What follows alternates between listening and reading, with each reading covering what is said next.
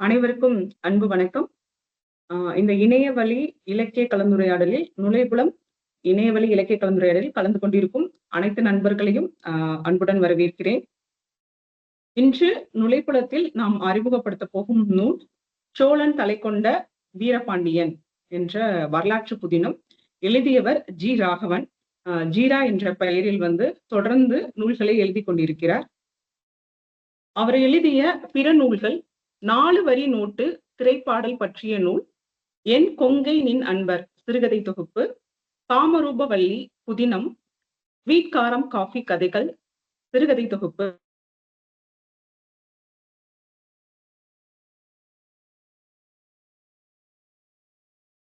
சோழன் தலை பாண்டியன் வரலாற்று புதினத்தை பற்றிய ஒரு நூல் அறிமுகத்தை தான் இன்று பார்க்க போறோம்.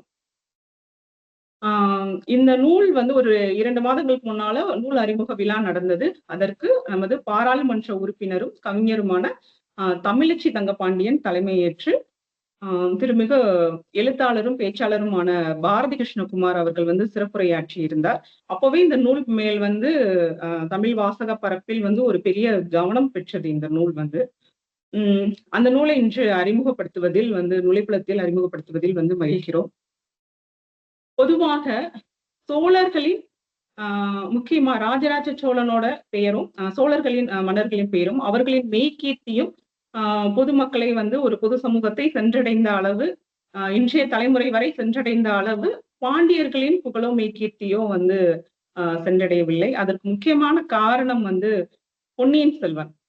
அந்த அளவுக்கு சோழர்களோட புகழ் பரவுனதுக்கு ஒரு முக்கியமான காரணம் பொன்னியின் செல்வன், கல்கி எழுதின பொன்னியின் செல்வன். அது பெரும்பாலும் அது கிட்டத்தட்ட ஒரு 50% அது புனைவாகவே இருந்தாலும் அந்த நூல் தான் இன்னைக்கு வரைக்கும் அவங்களுடைய மெய்கீர்த்திய பேசக்கூடிய ஒரு முக்கியமான ஒரு புதினமாக, ஒரு வரலாற்று புதினமாக இருக்கு.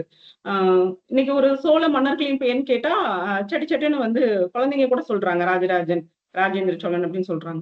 அப்படி ஒரு பாண்டிய மன்னர்கள் பெயர் சொல்லுங்க அப்படின்னு சொல்லி யார்ட்டையாவது நீங்க ஒரு பொது ஜனத்துல கேட்டீங்கன்னா ரொம்ப யோசிப்பாங்க. யோசிச்சு சிலர் வேணா வீரபாண்டியன், சுந்தரபாண்டியன் இப்படின்னு சொல்லுவாங்க.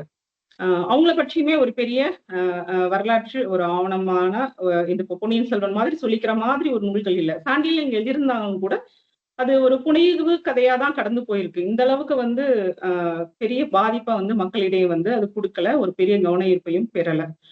அப்படி இருக்கும்போது இந்த சூழ்நிலையில் பாண்டியர்கள் பத்தி இப்படி ஒரு நூலை எழுதியதுக்கு முதலில் நூலாசிரியரை பாராட்டுகிறேன், என்னுடைய வாழ்த்துக்கள். அந்த நூல் பற்றிதான் இன்னைக்கு நம்ம பார்க்க போறோம். பொதுவா பாண்டியர்கள் கிட்டத்தட்ட 2000 ஆண்டுகள் நம்மை ஆண்டவர்கள், இந்த நிலத்தை ஆண்டவர்கள். இன்னும் கூடுதலாக கூட இருக்கலாம். நம்ம கிட்ட இருக்கிற ஆவணங்களை வைத்து சொல்லணும்னாலே 2000 வருடங்கள் ஆண்டவர். இடையில ஒரு 300 வருடங்கள் வேணா களப்பிரர்கள் ஆண்டிருக்காங்க. சில நூற்றாண்டுகள் மட்டுமே நம்மை ஆண்ட சோழர்கள் மெய்கீர்த்தி அளவுக்கு பாண்டியர்கள் மெய்கீர்த்தி பாடப்படவில்லை, பேசப்படவில்லைங்கிற ஒரு குறை இருந்தது. ஏன்னா கிட்டத்தட்ட ஒரு மகாபாரதமே ஒரு புனைவா கூட இருக்கலாம். அந்த மகாபாரதத்திலே பாண்டியர்கள் பற்றின குறிப்புகள் இருக்கு. அந்த அளவுக்கு ஆதியே பாண்டியர்கள் தான் அப்படின்னு சொல்லுவாங்க. இது வரலாற்று ஆய்வார்களே ஒத்துக்கொண்ட ஒரு விஷயம். கிட்டத்தட்ட சோழர் குலம் தோன்றுவதற்கு முன்னாலேயே, பல நூற்றாண்டுகளுக்கு முன்னாலேயே பாண்டியரோட ஆட்சி இந்த மண்ணில் இருந்திருக்கு. அப்படி பார்த்தா பாண்டியர்கள் பற்றி இப்படி ஒரு புதினத்தை அவர்களின் மெய்கீர்த்தியை சொல்லும் ஒரு புதினத்தை எழுதிய ஜீரா அவர்களுக்கு நன்றியும் அன்பும். அந்த நூல் குறித்து இன்று பேச போவரோட பேரும் அந்த பேச்சாளரோட பேரும் மனோகர பாண்டியன்.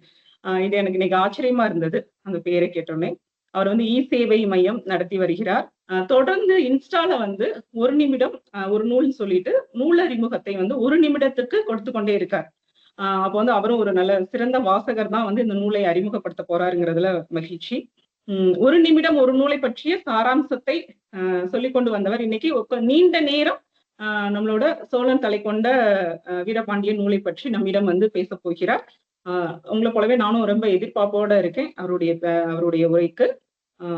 வணக்கம் மனோகரன் பாண்டியன். வணக்கம்.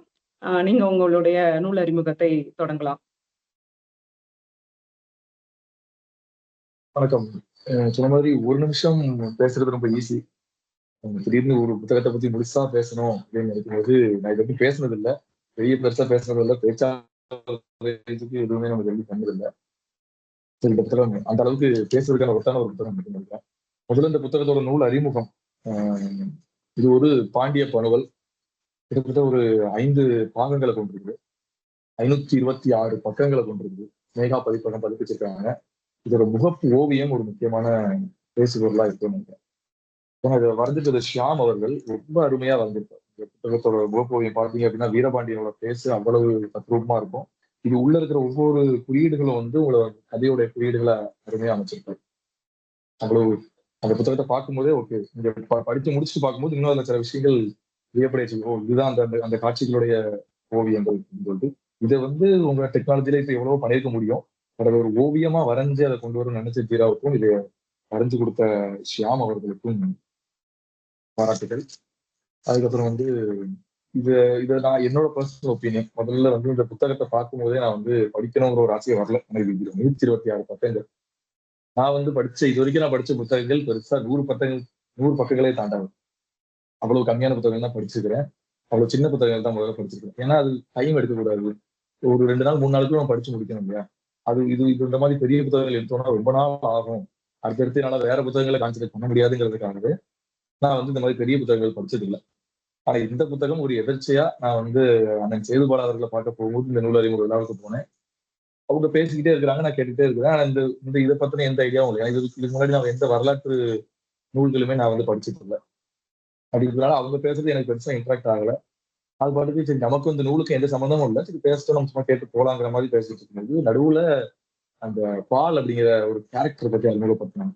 அதாவது இது வரலாற்று நூலா இருந்தாலும் இதுல உள்ள புதினத்துல பால் அப்படிங்கிற ஒரு கேரக்டர் நிகழ்காலத்துல இருந்து இந்த காலத்துக்கு வராது. அவரால் அங்க என்னென்ன மாற்றங்கள் நடக்குது அப்படிங்கிறத பத்தி சில கலந்துரையாடல் இருந்துச்சு. அது ரொம்ப எனக்கு அதை கேட்ட உடனே அது இன்ட்ரெஸ்டிங். ஓகே, சம்திங் நம்ம படிக்கிறதுக்கான இன்ட்ரெஸ்டான ஒரு விஷயமும் இந்த புத்தகத்துல இருக்கு, அப்ப நம்ம வாங்கலாம் அப்படின்னு சொல்லிட்டு இதெல்லாம் நடந்துட்டு இருக்கும்போது கிடையாது போயிட்டு அந்த புத்தகம் வாங்கி கையில வாங்கி கொண்டு போய் என்னோட அலமாரியில வச்சுட்டேன். ஆனாலும் இதை படிக்கிறதுக்கான மனசு வரல. ஏன்னா இதோடைய சைஸ் இவ்வளவு பெரிய புத்தகமா, இதை படிக்க ஆரம்பிச்சா நம்ம எந்த புத்தகத்தையும் கான்சென்ட்ரேட் பண்ண முடியாது, வேண்டாம் வைப்போம் வச்சுட்டே இருந்தேன். அதுக்கப்புறம் ஒரு ஆர்வம் வந்துச்சு, சரி ஓகே இதுதான் இருக்குன்னு புரட்டி பார்ப்போம். அந்த மாதிரி சில புத்தகங்கள் இருக்கு, புரட்டி பார்க்க ஆரம்பிப்பேன், நமக்கு செட் ஆகாதுன்னு சொல்லி வச்சிருக்கேன். அந்த மாதிரி படிச்சு பார்ப்போம், செட் ஆச்சுன்னா படிப்போம், இல்லைன்னா வேண்டாம் அப்படிங்கிற ஒரு நிலைமையில தான் இந்த புத்தகத்தை திறந்த முதல் பேஜ்ல இருந்து 526 பேஜ் எப்படி போச்சுன்னே தெரியாது. கடன்னு போனதுதான். என்னுடைய அறிமுகத்தில் சொன்ன மாதிரி இந்த புத்தகத்துடைய சோழன் தலை கொண்ட வீரபாண்டியன் அப்படிங்கிற தலைப்பு தான் ஒரு பெரிய பிரச்சனையாவே இருந்துச்சு. ஏன்னா தலைப்புலயே மொத்த மேட்டர் சொல்லியாச்சு. சோழன் தலை கொண்ட வீரபாண்டியன் படத்தோட இந்த புத்தகத்துடைய கிளைமேக்ஸ் காட்சி என்னவா இருக்க போகுது, எதை நோக்கி இந்த புத்தகம் போக போகுது அப்படிங்கிறது இதோடைய தலைப்புலயே தெரிஞ்சு. வீரபாண்டியன் சோழனோட தலையை வெட்ட போறாரு, இல்ல அவர் வந்து கொல்ல போறாரு. இது எப்படி கொண்டார் அப்படிங்கிற ஒரு விஷயத்துக்காக 126 மட்டும் புரட்டி வருமா அப்படிங்கிற கேள்விக்காக தான் அந்த புத்தகத்தை நான் தொடக்காமலே வச்சுட்டு. ஆனா சரி ஓப்பன் பண்ணி பார்ப்போம்னு ஓப்பன் பண்ணி முதல் காட்சியில இருந்தே அவர் எழுதியிருக்கிற தமிழ் சொல்லாடல்கள், அவர் அந்த காட்சிப்படுத்துற விதம் வந்து இந்த புத்தகத்தை ரொம்ப ஈஸியா பயணிக்க வச்சுச்சு அப்படின்னு சொல்லலாம். ஸோ முதல்ல காட்சிப்படுத்துதல் அப்படின்னு எடுத்தீங்கன்னா முதல் காட்சி சிம்பிளா நீங்க எடுத்தீங்கன்னாலே 3 பேர் இருப்பாங்க. சின்னால், மருதன், செவத்தால் அப்படின்னு ஒரு 3 பேர் பாண்டிய நாட்டு குடிமக்கள் இருப்பாங்க. அவங்களோட ஆட்டை திருட வர்ற ஒருத்தர் எதிர்த்து அந்த சோழ வீரரை எடுத்து அவங்க போராடுறாங்க அப்படிங்கிற ஒரு காட்சியை வச்சிருப்பாரு. முதல் காட்சியிலேயே செவத்தால் இறந்துருவாங்க. அதுவும் ஒரு இதா இருந்துச்சு. ஆனா முதல் பேஜ் வாசிக்க ஆரம்பிக்கும் போதே ஒரு மரணத்தோட ஆரம்பிக்கிறாங்க, ஒரு குருதியோட ஆரம்பிக்கிறாங்க அப்படின்னு சொல்லி அதுல வந்து அந்த இயற்கையோட இன்ட்ரோ சீன் அந்த முதல் பேஜ்லயே அதை பார்க்கும்போது எனக்கு ஒரு இந்த புத்தகத்தை நம்ம படிக்கலாம் அப்படிங்கிறதுக்கான ஒரு ஆர்ட் வந்துருச்சு. ஏன்னா ஒரு படத்துல பார்க்கும்போது எப்போதுமே ஒரு ஹீரோவுக்கு தான் ஒரு இன்ட்ரோ சீன் பயங்கரமா இருப்பாங்க. அந்த மாதிரி இந்த கேரக்டர்ல வந்து இயற்கையோட இன்ட்ரோ சீன் இருக்கும். இவர் வந்து கேரக்டர் எழுததான் செஞ்சிருக்காரு. ஆனா நமக்கு வந்து பேக்ரவுண்ட் மியூசிக் கேட்கும். அந்த வளரி வீசிட்டு அந்த இயக்கி வருவாங்கன்னு ஒண்ணு எழுதிருப்பாரு. நமக்கே அந்த சவுண்ட் கேட்கும், இயற்கையோட வளரி வர்ற சத்தம் கேட்கும்.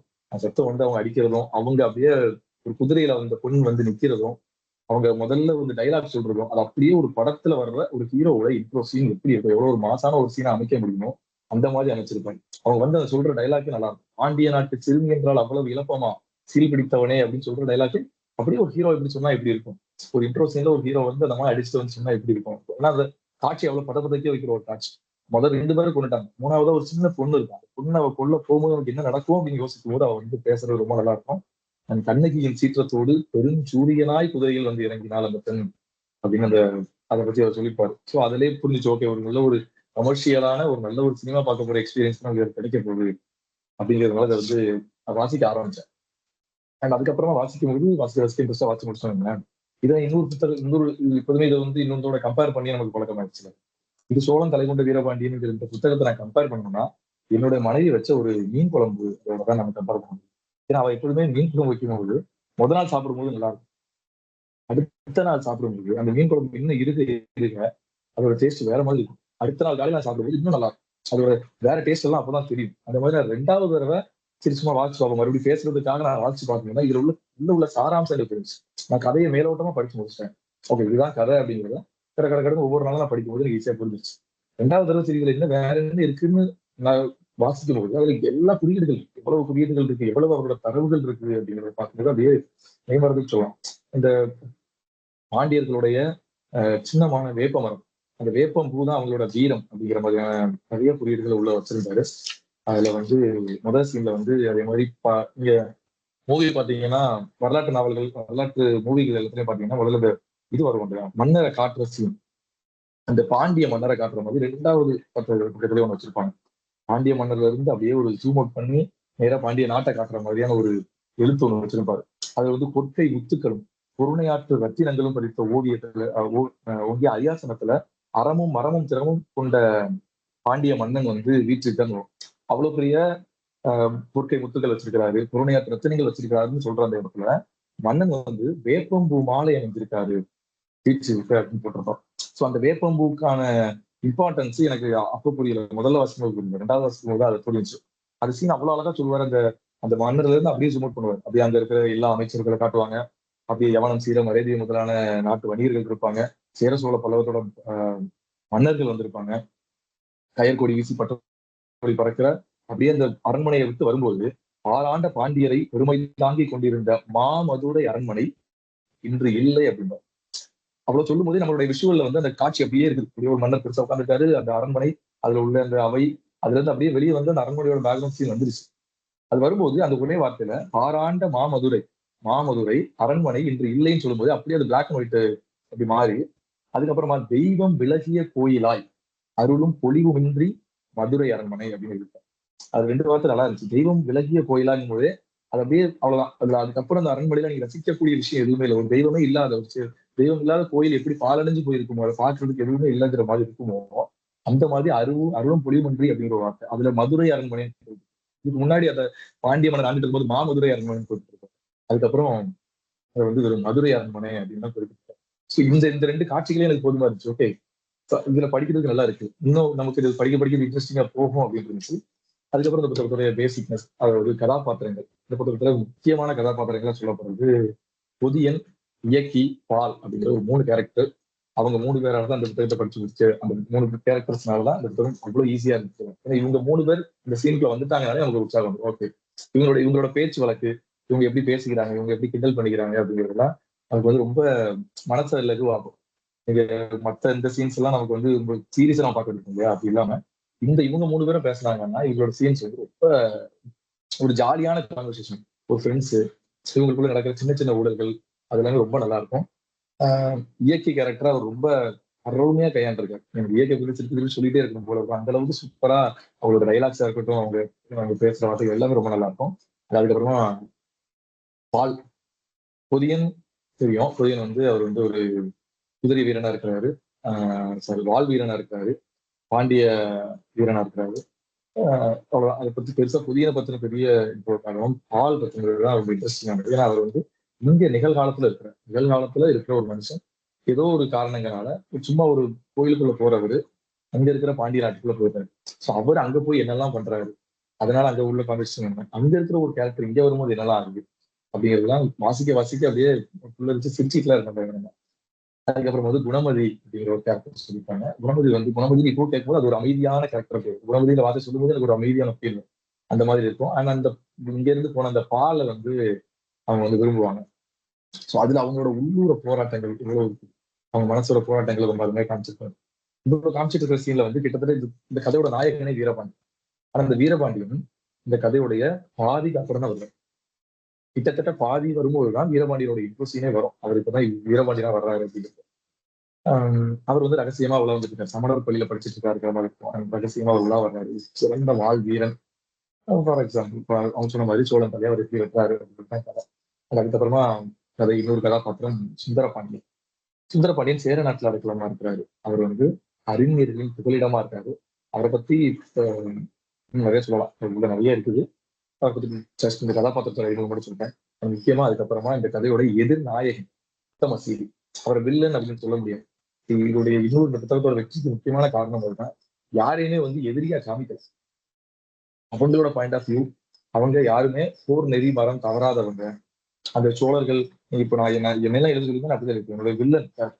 அப்ப அவங்களை நான் எந்த அளவுக்கு ஆப்போசிட்டா அவங்க எவ்வளவு கெட்டவர்களா என்னால காமிக்க முடியுதோ அப்பதான் இந்த கேரக்டர் நம்ம நல்லவனா காமிக்க முடியுங்கிற ஒரு எத்திக்ஸ் இருக்கு இல்லையா, அது கொஞ்சம் கூட கையாளதான் இருக்கணும். யாரா இருக்கட்டும், அங்க இருக்கிற சோழர்ல இருக்கிற அவர் அமைச்சரா இருக்கட்டும், அவர் மன்னரா இருக்கட்டும், கீழே அடித்தட்டுல இருக்கிற ஒரு வீரனா இருக்கட்டும், ஒரு ஒற்றனா இருக்கட்டும், அவங்க யாருமே பெருசா போர் நெறி தவறாதவங்களா ஒரு நேர்மையோட போரிடுறவங்களான ஒரு ஆட்களை காமிச்சிருப்பாரு.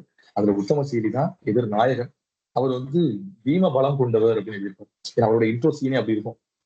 நீங்க வந்து நம்ம பாகுபலியில பார்த்திருக்கோம் இல்லையா, வில்லனுக்கு காட்டின சீன், அந்த ஒரு பெரிய காளையை அவர் நடக்கிற சீன். அதே மாதிரி இங்கேயே வந்து ஒரு எருதுதான் முதல்ல அவர் நடக்குவார். இந்த எருதை வந்து குன்றொத்த கார் எருது அப்படின்னு ஒரு மலை மாதிரி இருக்கிற அந்த எருதை வந்து அவர் தன்னோட கையால பிடிச்சு அதை அடக்கிற சீன். அதை அடக்குறதுன்னா சும்மா அடக்கி தூக்கி கீழே போடுறது இல்லாம ஒரு கழுத்தை திருப்பி தலையை வீசி எறிவார் உத்தமசி. அப்படி ஒரு பீம தேகமும் பீம பலமும் கொண்டவரா காட்டியிருப்பாரு அவரை. அதுக்கப்புறமா பாண்டியர்கள் உள்ள அமைச்சர்கள் 2 பேரும் முக்கியமான அமைச்சர்கள். மாறனார், தமிழ்வேலன் அப்படின்னு சொல்லிட்டு மாறன் ஆதித்தனும் தமிழ்வேலனும். இதுல மாறன் ஆதித்தன் வந்து ரொம்ப அமைதியின் ஆளுநன், உறுதியின் உயர்வும் கொண்டவரா இருக்காருன்னு ரொம்ப பொறுமையான ஒரு ஆளு. ஆனா அதே சமயத்துல மண்டையில வந்து அவருக்கு வந்து அவ்வளவு அறிவான ஒரு ஆளு. ஏன்னா அவர் வந்து அவ்வளவு அமைதியா இருந்தாலும் பின்னாடி ஒரு பேக்ரவுண்ட்ல ஒரு பெரிய விஷயம் நடத்திட்டு இருப்பார். அந்த பாண்டிய நாடு வந்து மொத்தமா சோழர்களை போயிடுச்சு. சோழர்கள்ட்ட தான் நம்ம இப்போ வந்து அமைச்சரா பணிபுரிகிறோம் அப்படிங்கிறதுலாம் இருக்கும்போதும் பின்னாடி பேக்ரவுண்ட்ல ஒரு கயர் படை நடத்தி அவரால் என்ன பண்ண முடியுமோ அதை வந்து ஒரு சிறப்பான ஒரு விஷயமா அவர் பண்ணிட்டு இருப்பாரு. கூடவே இன்னொரு தமிழ் வேலர் இருப்பார். அவர் வந்து அவருடைய இது வந்து ரொம்ப சினமுடைய இவருக்கு அப்படியே ஆப்போசிட்டான ஒரு கேரக்டர் மாதிரி இருக்கு. இவர் ரொம்ப பொறுமையா கையாளக்கூடிய ஒரு விஷயங்கள். அவர் உடனே கோவப்படக்கூடிய ஆள். ஏன்னா அவருக்கு வீரம் மிகுந்த ஆள். அதே சமயத்துல எழுத்தாணியா இருந்தாலும் சரி, வாளா இருந்தாலும் சரி, அவரோட கையில சோறாது இயங்கும் முடியும். அவர் அவ்வளவு எழுத்தாளுமை கொண்டவரா இருக்காரு அப்படின்னு போட்டுருப்பாங்க. முக்கியமா எனக்கு பிடிச்ச இன்னொரு கேரக்டர், இயற்கையை தாண்டி எனக்கு இன்னொரு பிடிச்ச ஒரு இதுக்கு அப்புறம் எனக்கு பிடிச்ச இன்னொரு கேரக்டர் கடைச்சன் அப்படின்னு ஒரு கேரக்டர். அவர் வந்து பாண்டிய காவலன் அப்படின்னு சொல்லலாம். அழகர்மொழியோடைய காவலனா இருப்பாரு. அவருக்கு ஒரு இன்ட்ரோசிங் கொடுத்துருப்பாங்க. கிட்டத்தட்ட ஜெயிலர் படத்துல ரஜினி அவர்களுக்கு ஒரு கிளைமாக்ஸ்ல கொடுப்பாங்க. கிளைமாக்ஸ்ல நிறைய ஷார்ட்ஸ் இருக்காங்க. கண்ணாடி அவர் அப்படி ஆட்டினார் அப்படின்னா எங்க இருந்தோ வந்து புல்லட்ஸ் வந்து எதிரி இறக்கிப்பாரு. அந்த மாதிரியான ஒரு காட்சிகளை வந்து கிடைச்சதுக்கு முதல் இன்ட்ரோஸ்லேயே கொடுத்துருப்பாங்க. ரொம்ப வாசிக்கும் போது ஒரு அருமையான சினிமாட்டிக் ஃபீல் தான். ரொம்ப அருமையான ஒரு ஃபீல் கிடைச்சாங்க. அதுக்கப்புறமா வந்து சோழ ஒற்றர்கள் இப்படி பார்த்தோம் அப்படின்னா அதுல நிறைய சோழ ஒற்றர்கள் வராங்க. பவுனன், வேட்புலி, கொடுவரி, கூந்தன் அந்த மாதிரி சோழ ஒற்றர்கள் வராங்க. அவங்களுமே வந்து போர் நெறி தவறாத மறவர்களா அந்த இடத்துல வந்து இருக்கிறாங்க. அதுல வந்து பவுனன்கிற கேரக்டர் கிட்டத்தட்ட கதை முழுக்க பயணிக்கிறார். பவுனன் வந்து ஃபர்ஸ்ட் ஸ்டார்டிங்ல கொஞ்ச நேரத்துல அவர் இணைய ஆரம்பிக்காரு. அதுல இறங்கி கடைசி கதை முடிகிற வரைக்கும் பவுனன் வந்து அதுல இறங்கி இருக்காரு. அதுக்கப்புறமா வந்து வேட்புலிங்கிற கேரக்டர் அவர்கிட்ட ஒரு சிறப்பு அம்சம் என்னன்னா அவர் இந்த போர் நெறி தவறாததுக்கு முக்கியமான ரீசன் ஆகும். ஏன்னா ஒரு காட்சி வந்து வேட்புலி வந்து அனுப்பப்பட்டது எதுக்காக, சோழ மன்னரை டைரக்டா அனுப்புறாரு. வீரபாண்டியன் இருக்கிறான், அவனை போய் கொண்டுட்டு வா அப்படிங்கிறது அவர் கொடுக்கப்பட்ட வேலை. இதெல்லாம் போகணும், வீரபாண்டியனை தேடணும், கண்டுபிடிக்கணும், அவரை கொல்லணும். அவர் அதே மாதிரி அவர் போறாரு, வீரபாண்டியனை கண்டுபிடிச்சாரு. பார்த்த உடனே கண்டுபிடிச்சாரு இவன் வீரபாண்டியன், அவரை கொல்லணும்னு சொல்லி.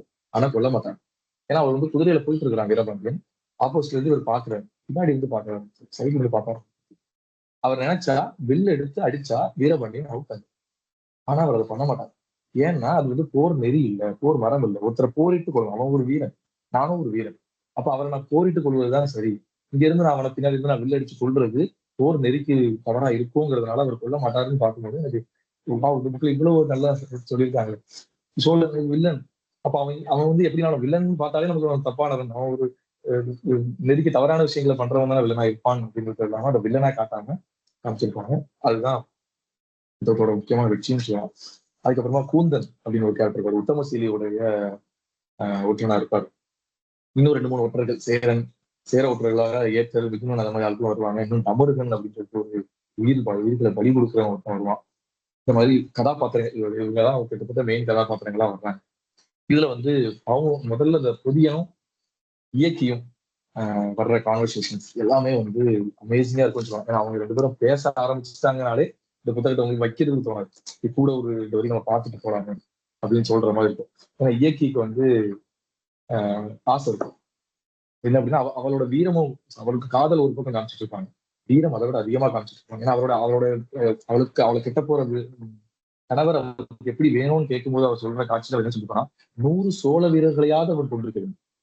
அவன் நார்மலா இருக்கக்கூடாது, அவன் வந்து 100 சோழர்களை அவன் கொண்டிருக்கணும் அப்படின்னு போட்டு 100 சோழரை பொண்ணை ஒருத்தர் தான் நான் கல்யாணம் பண்ணுவேன்னு சொல்றது ஒரு விஷயம். 2வது, அவனோட சேர்ந்து நான் 1000 பேரை கொள்ளும், அவன் 100 பேரை கொண்டா போவேன், ஆனா நான் இன்னும் 900 பேரை நான் கொள்ளுவேன் அப்படிங்கிற மாதிரியான ஒரு பாண்டிய வீரம் வந்து அவர்கிட்ட இருக்கு அப்படின்னு போட்டிருக்காரு. இந்த மாதிரி இன்னும் நிறைய சொல்லாடல்கள் நிறைய வந்து யூஸ் பண்ணிருப்பாரு. அவரோட இந்த புத்தகம் இன்னும் அது பயணிக்கிறதுக்கான முக்கியமான காரணம் வந்து அவருடைய சொல்லாடல் தான். எழுத்தாளர் ஜீரா அவர்கள் எழுதுனா அந்த தமிழ் தான் இனி வந்து இன்னொரு நல்லா கொண்டு போச்சு இந்த புத்தகத்துக்குள்ள.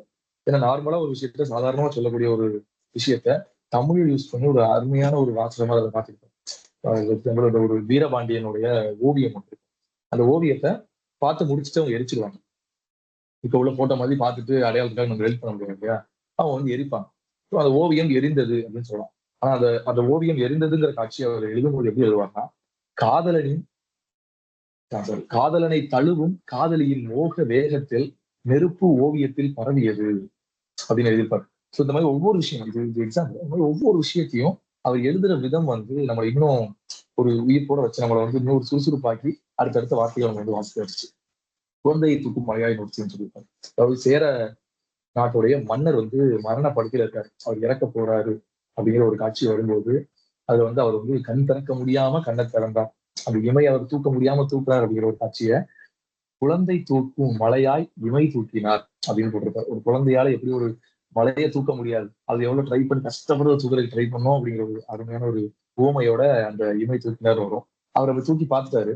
அதுக்கப்புறம் அங்க பேரக்குட்டிகள் நிற்கிறாங்க, அவங்க மேல இந்த ஆர்வம் வருது, அந்த கண்ணுல அந்த ஆர்வம் தெரியுது அப்படிங்கிறதுக்காக மங்கிய விழியில் மங்காத ஆர்வம் அப்படின்னு இருப்பாரு. அதுக்கப்புறம் அவர் வந்து பேச பேச ட்ரை பண்றாரு, ஆனா அவரால் பேச முடியல. சோ பேச முயற்சி செய்தார், ஆனால் அவரால் பேச முடியவில்லை. இந்த மாதிரி எழுதிட்டு போக மாட்டாரு. ஏன்னா எழுதுறது ஜீரா. இது என்ன எழுதுறாரு, உயிரும் மெய்யும் பிரியும் நேரத்தில், உயிரும் மெய்யும் பிரியும் நேரத்தில் உயிரெழுத்தும் மெய்யெழுத்தும் உதவவில்லை அப்படின்னு எழுதுறாரு. சோ இந்த மாதிரி வாசகங்கள் நம்மளை நல்லா யோசிக்க வைக்கணும், இப்படி சொல்றாரு அப்படிங்கிற அந்த அந்த குறிப்பிலேயே எனக்கு வந்து அப்படியே புரிஞ்சு இது ஒரு எக்ஸாம்பிள். இந்த மாதிரி ஏகப்பட்ட இடங்கள்ல இருக்கும். சின்ன சின்ன காட்சிகள்ல கூட இந்த மாதிரி வச்சிருப்பாரு. அண்ணா என்று அழைத்தாலும் சரி, என்னை மன்னா என்று அழைத்தாலும் சரி, நான் மகிழ்வேன் அப்படின்னு சொல்றது, அந்த மாதிரி பல இடங்கள்ல சொல்லியிருப்பாரு. ஆஹ் முக்கியமா ஒரு சில காட்சிகள் உங்களுக்கு அறிமுகப்படுத்தின உண்டு. இப்போ வந்து குணமதிங்கிற கேரக்டர் சொல்லியிருந்தேன். குணமதி வந்து என்ன பண்ணுவாங்க அப்படின்னா, அந்த பாலை வந்து விரும்பி இருப்பாங்க. பாலை வந்து அந்த பலியிடுற டமருகன்கிற கேரக்டர் வந்து தூக்கிட்டு போயிடும். ஸோ பால் இப்போ இருக்கானா இல்லையான்னு தெரியல. அதை காப்பாத்துறதுக்காக புதிய இயக்கியும் போயிட்டாங்க. குணமதி தன்னோட வீட்டுல அந்த பாலை நினைச்சு ஏங்கிக்கிட்டு இருப்பாங்க. அதுக்கு ஒரு வார்த்தை சொல்லியிருப்பாரு, அற்ற குலத்து அருநீர் பறவையாய். அவர் வந்து பொட்டு தண்ணீரும் அருந்தாமல் வந்து அங்க வந்து கவலையில இருக்கா. அவன் எப்ப வருவான்னு தெரியலையே, அவன் வருவானா வரமாட்டானான்னு தெரியலையே அப்படிங்கிற ஃபீல்ல இருக்கிறதுக்கு ஒரே ஒரு பேராகிராஃப் அவர் எப்படி அவர் எழுதியிருக்காரு அப்படின்னு பார்க்கணும். நியாயும் யாயும் யாராகி ஏறும், எந்தையும் நுந்தையும் எம்முறை உறவோ, உனக்காக நான் ஏன் உருகுகிறேன், ஒற்றன் போல வந்தாய், திருடனாய் மாறினாய், தருடனாய் பறந்தாயே, நீ வராவிடில் நான் வருகிறேன் அப்படின்னு சொல்லிட்டாங்க. அதாவது நீ ஒருவேளை இங்க நீங்க வந்து சேரலன்னா நான் அங்க வந்துடுறேன் அப்படிங்கிற அளவுக்கு அவங்களுடைய காதல் இருக்கு. ஆனா அந்த காதலுக்கு இன்னொரு ஊமை ஒன்று சொல்றாங்க, பெரிய பழத்தை தாங்க முடியாமல் தாங்கும் சிறிய கிளையாய் உன் பிரிவு சுமையை தாங்கிக் கொண்டிருக்கிறேன், வந்து விடு அப்படிங்கிறார். இது வரைக்கும் ஓகே, இது உங்களுக்கு தமிழ்ல அவர் எழுதிட்டாரு அப்படிங்கிற மாதிரி எழுதிச்சாரு. அதுக்கப்புறம் அந்த காட்சியை சொல்றாரு, தாய் பறவையின் குரல் கேட்டே குஞ்சுகளுக்கு பசி தீரும் நம்பிக்கை வரும். தாய் பறவை வந்து அது வந்துட்டு இருக்கும்போது, அது பசியோட தாய் பறவைகள் உட்கார்ந்துட்டு இருக்கும்போது, குஞ்சுகள் உட்கார்ந்துட்டு இருக்கும்போது இந்த தாய் பறவை வர்றதுக்கான சத்தம் கேட்கணும். அந்த சத்தம் கேட்கும் போதே குஞ்சுகளுடைய பசி வந்து தீர்றதுக்கான ஒரு ஃபீல் அது கொடுக்கும். அந்த மாதிரி தொலைவுல ஐராவின் பிளிரல் கேட்க, ஐராங்கிறது குதிரை. இவங்க 3 பேரும் இப்ப குதிரையில தான் வருவாங்க. சரி, யானை. இவங்க 4 பேரும் சரி 3 பேரும் வந்து யானையில தான் வருவாங்கன்னு தெரியும் இல்லையா. அந்த ஐராவின் பிதிரல் கேட்டதும் அவள் உயிர் அசைந்தது அப்படின்னு எழுதியிருப்பார். உண்மையிலே இந்த வரியை நான் முதல் தடவை வாசிக்கும் போது நான் கவனிக்கல. 2வது தடவை இதை வாசிக்கும் போது வந்து ஏன் உயிர் அசைந்த மாதிரியான ஒரு ஃபீல் ஆயிடுச்சு. ஏன்னா உயிர் அசைந்தது எவ்வளவு ஒரு எப்படி எழுதியிருக்காரு அப்படிங்கிறது எனக்கு எக்ஸ்பிரஸ் பண்ண தெரியல. அவ்வளவு ஒரு உண்மையான ஒரு வார்த்தையா இருந்துச்சு எனக்கு. உயிர் அசைந்தது முதல் வார்த்தை. 2வது ஐராவின் மேல் மூவரையும் பார்த்த பிறகுதான் உயிர் பிழைத்தது அப்படின்னு இருப்பார். அவரோட உயிரே அப்படி அசையாம நின்றுட்டு இருக்கு. அவன் வருவானா வரமாட்டானா, மனதுக்கு இனியானாச்சு, அவன் போயிடுவானோ அப்படிங்கிற ஒரு ஃபீல் இருக்கும்போது அந்த ஐராவோட ஃபீலை கேட்கும் போதுதான் அவரோட உயிர் அசையவே செய்யுது. அவங்க 3 பேரையும் அவர் பார்த்ததுக்கு அப்புறம் தான் அவரோட உயிர் பிழைத்தது. அதுக்கப்புறம் நம்ம ஆஸ் யூஸ்வல் நம்ம சினிமா பயணிக்க போயிடுவாரு. அந்த பேக்ரவுண்ட் மியூசிக்கா இருக்கட்டும், அவர் அந்த நம்ம இவரோட படம் சங்கர் படத்தோட கிராபிக் சீன்ஸ் மாதிரி ஒன்று எழுதியிருப்பார். அதாவது அவரை பார்த்துட்டா அவரோட உயிர் பிழைச்சிருச்சு. 1000 மகர யாழ் குறிஞ்சிப்பன் நீட்டியது, செங்கொன்றை காடு தீயாய் பூத்தது, பொங்கும் புது புனல் நிரம்பி வைகை ஆறு அடித்தோடியது, கோடி நிலாக்கள் பட்ட பகலில் அமுதமலை பெய்தன அப்படின்னு இருப்பார். ஸோ இந்த மாதிரி ஒரு காட்சியை நம்மளை எவ்வளவு அளவுக்கு ஒரு இமேஜினேஷன் அந்த காட்சி அழகா கொண்டு வராரு அப்படிங்கிறது தான் அந்த புத்தகத்தோட பெரிய சிறப்புன்னு சொல்லலாம். என்னோட புத்தகத்தோட கதை உங்களுக்கு தெரியுங்கிறதுனால அந்த கதையோட ஃப்ளோக்குள்ள நான் போல எப்படி பார்த்தாலும் அந்த ஃப்ளோல இருக்கும். ஆனா அது எவ்வளவு தத்ரூபமா சொல்றது, எவ்வளவு எந்த இடத்துல திரைக்கதை எழுதுற மாதிரியான ஒரு இது இருக்கும், எந்தெந்த இடத்துல எதை நிறுத்தணும் அப்படிங்கிறது தான் முக்கியம். இதுல வந்து 5 பாகங்கள், ஒவ்வொரு பாகங்களையும் கிட்டத்தட்ட ஒரு 12 தொகுதி இருக்கிறாங்க. அந்த ஒவ்வொரு தொகுதி நீ படிச்சு முடிச்சு மூட முடியாது. ஒவ்வொரு நாளும் எனக்கு அதான் பெரிய பிரச்சனையாவே இருக்கும். சரி போக படிச்சு முடிச்சிடலாம், இந்த ஒரு தொகுதி படிச்சு போல நிப்பாட்டிடலான்னு பார்த்தா நிப்பாட்ட. ஏன்னா அந்த நிப்பாட்டும் போது இந்த லாஸ்ட் லைன்ல எப்படி நம்ம ஒரு இந்த வெப் சீரிஸ் எல்லாம் பார்க்கும்போது கடைசி ஷார்ட்ல ஒரு ஷார்ட் வச்சுட்டு போயிடுவாங்கல்ல, ஐயோ அடுத்து என்ன வருமோன்னு தெரியாது. நம்ம சீரியல்ஸ்ல எல்லாம் தொடரும் போடும்போது கரெக்டா ஏதாவது ஒரு பேக்ரவுண்ட் வச்சுக்க பம்பம் போட்டு முடிக்கிற மாதிரி ஒவ்வொன்றிலே ஓன் முடிப்பார். அடுத்து என்ன நடக்க போகுது, பின்னாடி அண்ணா ஒரு குரல் கேட்டு முடிப்பார். அப்ப அந்த அண்ணான்னு கூப்பிட்டது யாரு, இது என்னவா இருக்கும் அப்படிங்கிறதுக்காக நீ அடுத்த டைம் படிக்கும். அடுத்த லைன்ல ஒண்ணு அவர் அதை சொல்ல மாட்டாங்க, அடுத்த லைன்ல இன்னொன்னு வச்சுருவாங்க. அந்த முக்கியமான சொல்ல வேண்டிய விஷயங்களை சொல்லி முடிச்சுட்டு அதுக்கப்புறம் இந்த இன்ட்ரெஸ்டிங் ஃபேக்டர் அங்க இருக்கும். அப்படி இப்படின்னு அவர் அந்த கையாண்ட விதம் இருக்குங்க எழுத்துக்கள், அதுல வந்து ரொம்பவே அருமையா கையாண்டிருப்பாரு எழுத்தாளர் ஜீரா அவர்கள். அதுக்கப்புறமா சொல் விளையாட்டு அப்படின்னு அதுதான் ரொம்பவே நல்லா இருந்துச்சு. இப்போ முதல் சீன்ஸ்ல இருந்து இப்போ சின்னால ஒரு கேரக்டர் சொன்னாங்க, அவங்க 3 பேரும் உட்காந்து சாப்பிட்டு இருக்க மாதிரி ஒரு காட்சி, நல்லபடியா சாப்பிடுறாங்க, நிறைய சாப்பிடுறாங்கன்னு ஒரு காட்சி இருக்கு. அதுல வந்து அந்த வார்த்தையை வச்சு விளையாடி சின்னால் வந்து அடைக்குள் அடைக்கலமாகி அப்படின்னு அடை சாப்பிட்டு இருக்காங்க, அவளும் சின்னாலும் ஒரு அடை சாப்பிட்டு இருக்கா அப்படின்னு வேண்டிய காட்சி அவர் அப்படியே எழுத அடைக்குள் அடைக்கலமாகி அப்படின்னு. இது இந்த மாதிரி வசனங்கள் நிறைய யூஸ் பண்ணிருப்பார். தமிழ்ல இருக்கிற அந்த அந்த ஒரே அது ஒரு 2 ஒரே வார்த்தை அடை அடை, அந்த 2க்கான வேற வேற மீன், இந்த மாதிரி வார்த்தைகள் நிறைய யூஸ் பண்ணிருப்பார். இன்னொன்று வந்து இயற்கைக்கு இருக்கும் வஞ்ச புகழ்ச்சி. இயற்கையை வந்து பொதியை வந்து சம்திங் பாராட்டலாம், அது ஒரு விஷயத்துல பாராட்டிட்டு போறீங்க, என்ன பாராட்டுன்னு வந்துச்சு பட் ஒரு பாராட்டலாம். அதை பாராட்டும் போது இயற்கை என்ன சொல்லுவா அப்படின்னா, எனக்கு வஞ்ச புகழ்ச்சி பிடிக்காது அப்படின்றாரு. அதுக்கு அவன் சொல்றது வந்து இது வஞ்ச புகழ்ச்சி அல்ல, வஞ்சி புகழ்ச்சி, அதனால நீ ஏத்துக்கிட்டு தான் வஞ்ச புகழ்ச்சி வஞ்சி புகழ்ச்சின்னு வருது. அதுக்கப்புறமா இயற்கை கிட்ட ஒரு குதிரை, அந்த குதிரை உனக்கு எப்படி கிடைச்சிச்சு அப்படின்னு பொதியும் கேட்கிற சிங்கம் வந்து அவர் என்ன சொல்லிருப்பாங்க, எனக்கு வந்து சோழ வீரன் ஒருத்தர் வந்து பரிசாக கிடைச்சிச்சு அப்படின்னு சொல்லுவார். சோழ வீரன் வந்து பரிசாக கிடைத்ததா அப்படின்னு அவன் ஆச்சரியமா கேட்பான். பரிசாகவா கிடைத்தது அப்படின்னு சொல்லுவான். உடனே அதுக்கு இயக்கி சொல்ற பதில் எப்படி இருக்குன்னா, பின்னர் பரிசாகவா கொடுப்பான் அப்படிங்கிறது. பரிசாக அப்படிங்கிற ஒரு வார்த்தை அது பரிசை குறிக்குது, பரிசாகவா கொடுப்பான் அப்படிங்கும்போது பரிங்கிறது குதிரை இல்லையா, குதிரை சாகவா அவன் கொடுப்பான் அப்படிங்கிறது. அவன் ஏன் உனக்கு அந்த பரிசா கொடுக்க போறான் அப்படின்னு அவன் கேட்கும்போது அதுக்கு அவன் காமெடியா ஒரு டைலாக் சொல்லுவான். அதாவது அவன் வந்து அவனோட தலை சீவாமல் இருந்தது, சற்று சீவி விட்டேன் அப்படின்னா. சோ நீங்க அதை புரிஞ்சுக்க முடியும், அவன் வந்து ஒரு சோழ வீரனுக்கு கொண்டுட்டான், அவன் தலையை சீவி அங்க இருந்து குதிரை எடுத்து வந்திருக்கா அப்படிங்கிறத ரொம்ப இந்த தமிழ்ல வச்சு விளையாடி அவர் வந்து சொல்லியிருப்பாரு. இன்னும் இந்த இவங்களோட கான்வர்சேஷன்ல வர சீன்ஸ் எல்லாமே கிட்டத்தட்ட இப்படிதான் இருக்கும், ஒரு நகைச்சுவையோட அதாவது தமிழ் உணர்வை கலந்து அவர் சொல்லியிருப்பாரு. ஒரு சீன்ல ஒரு இடத்துக்கு போக வேண்டியிருக்கும், குறுக்கு வழியில போலாம் அப்படின்னு இயக்கி சொல்லும் போது குறுக்கு வழியும் வேண்டாம் குறுக்கு வழியும் வேண்டாம் அப்படின்னு, குறுக்கு வழியும் வேண்டாம் அந்த பாதையும் வேண்டாம், அதனால வர்ற குறுக்கு வழியும் வேண்டாம் அப்படின்னு சொல்லியிருப்பாரு. அண்ட் அதுக்கப்புறம் அப்பல்லோன்னு ஒரு கேரக்டர் இருக்கும், அதை பத்தி நான் சொல்லல சாரி. அவர் வந்து கதையில ஒரு முக்கியமான கேரக்டர்ல இருப்பாரு. அவர் வந்து ஒரு தயிர்படையோட தளபதியா பாண்டிய சொல்ல இருந்தவர். இப்ப வந்து ஒரு வணிக தலைவனா இருப்பார். அவருக்கு வந்து 2 மனைவிகள் இருப்பாங்க.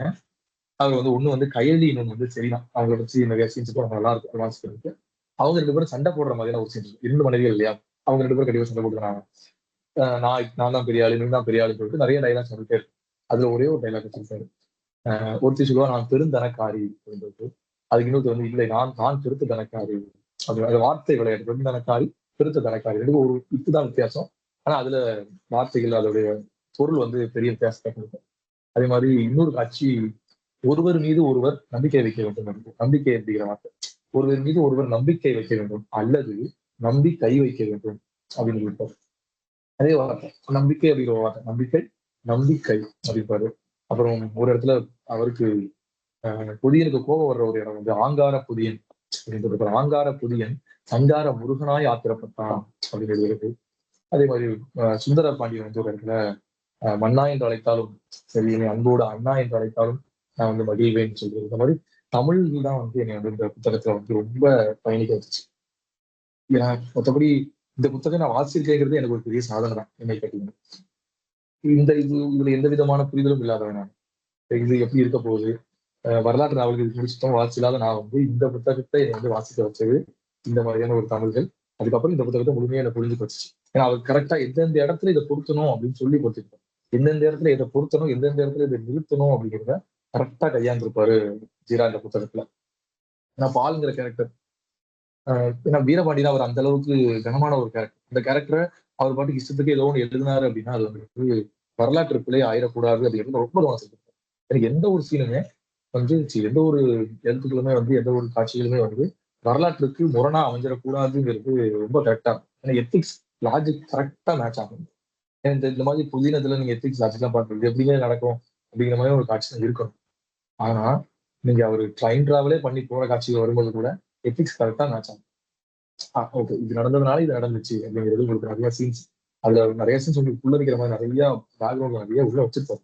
நீங்க வாசிக்கும் போது இந்த அனுபவங்களை நீங்க பெறணும். எல்லாத்தையும் நான் சொல்லிடக்கூடாது அப்படின்னு ஒரு முக்கியமான காட்சி ஒன்று சொல்லுவாங்க. அது வந்து அவரு சேர மன்னர் இறக்குற ஒரு வகையில ஒரு காட்சி வந்து ரொம்ப நல்லா இருந்துச்சு. அப்படின்னு சொல்லி முடிச்சிடலாம்.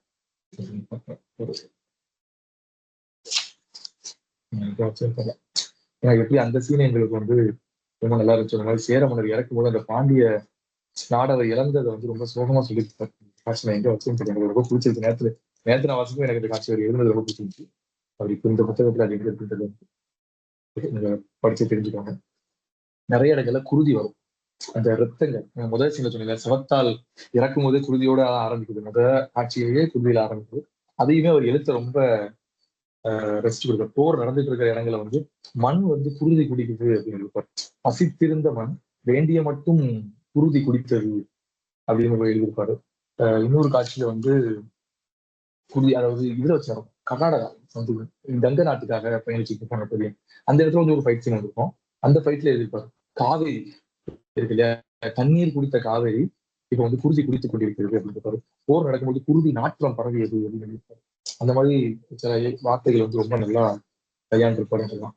இந்த மாதிரி இந்த புத்தகம் இதை பத்தி நிறைய சொல்லலாம்னா எனக்கு பெருசா பேச்சாளர்னா நான் இது வரைக்கும் பெருசா இது பேசுனது இல்லை. இந்த புத்தகத்தை பத்தி கேட்டீங்கன்னா என்னால இந்த புத்தகத்தோட கதையை சொல்லாம இந்த புத்தகத்தை பத்தி சொல்லணும் அப்படின்னு கேட்டதுனால இதுக்கு மேலே என்னால பெருசா இதை சொல்றதுக்கு எனக்கு தெரியல. எப்படி அதை சொல்றதுன்னு இந்த பேச்சு வரலான்னு சொல்லலாம். இந்த புத்தகம் வெற்றி அடைய வாழ்த்துக்கள். ஜீரா அவர்களுக்கு என்னோட நன்றிகளும் வாழ்த்துக்களும்.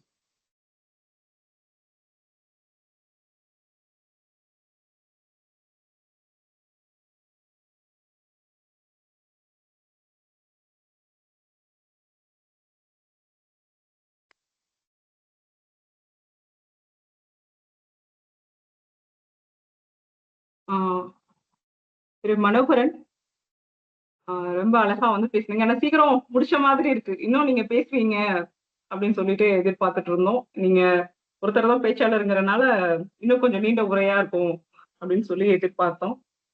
சீக்கிரம் முடிச்ச மாதிரி இருக்கு. மனோகரன் சொல்லுங்க. நீங்க கொஞ்சம் சீக்கிரம் முடிச்ச மாதிரி இருக்கு. இன்னுமே நீங்க பேசுவீங்க அப்படிங்கிற மாதிரி கலந்துரையாடலாம் பேசும்போது நிறைய பாயிண்ட்ஸ் நம்ம சொல்லலாம் எனக்கு. ஓ சரி சரி சரி. இது வரைக்கும் இப்படி தனியா உட்காந்து நான் பாட்டுக்கு ஏதோ ஒண்ணு பேசுற மாதிரி இருக்குதா எனக்கு. இதுக்கு மேல எனக்கு எதை சொல்றது, எதை தொடங்குறது, எங்க முடிக்கிறது அப்படின்னு தெரியல. முதல்ல அதுக்கான கண்டென்ட் நான் எடுத்து வைக்கல, கோர்வையா எடுத்து வைக்கல. நான் எங்கெங்கயோ வச்சிருக்கேன். எனக்கு தேடினா இதை எங்க வச்சிருக்கேன், எதை எங்க சொல்லணும்னு முதல்ல தெரியல. சரி, ஒரு கலந்துரையாடல் மாதிரி கூட நடத்தலாம். நல்லா இருந்தது. பொதுவாகவே ஒரு புனைவு புதினத்துக்கு வந்து நிலக்காட்சி ரொம்ப முக்கியம். அப்படி அதுவும் இந்த வரலாற்று புதினம் சொல்லும்போது அதுக்கு வந்து நிலைக்காட்சியும், வர்ணனைகளும் வந்து அப்பதான் வந்து ஒரு திரைமொழி வந்து கொடுக்கும். வாசகனுக்கு வாசிக்கும்போதே ஒரு திரைப்படம் பார்த்துக் கொண்டே இருக்கிற மாதிரி அங்க கற்பனையில் காட்சிகள் ஓடிக்கிட்டே இருக்கும். அப்படி வந்து அந்த நிலக்காட்சியையும், அந்த கதாபாத்திரங்களையும் நீங்க வர்ணிச்சது, அதுல உள்ள முக்கியமான வசனங்களை அ அ சொன்னது, அந்த முக்கியமான வாக்கியங்களை சொன்னது, அந்த அழகியலான அந்த வார்த்தைகள் எல்லாமே ரொம்ப நல்லா இருந்தது. நாங்களும் உங்களோட ஒரு வாசிப்பு பயணம் செய்தது போல இருந்தது. அ என்ன இன்னும் கொஞ்சம் நிறைய வந்து ஒரு நீண்ட உரையை வந்து எதிர்பார்த்தோம். ஆனா, அதை பற்றி கலந்துரையாடல் செய்யலாம். அ திரு ஜீரா அவர்களை அ ஏற்புரை வழங்க அழைக்கிறேன். வணக்கம் ஜீரா சார். வணக்கம்மா. வணக்கம். முதல்ல இந்த நிகழ்ச்சிய நடத்துனதுக்கு ரொம்ப நன்றி. ரொம்ப மகிழ்ச்சியோட கலந்துக்கிட்டேன்.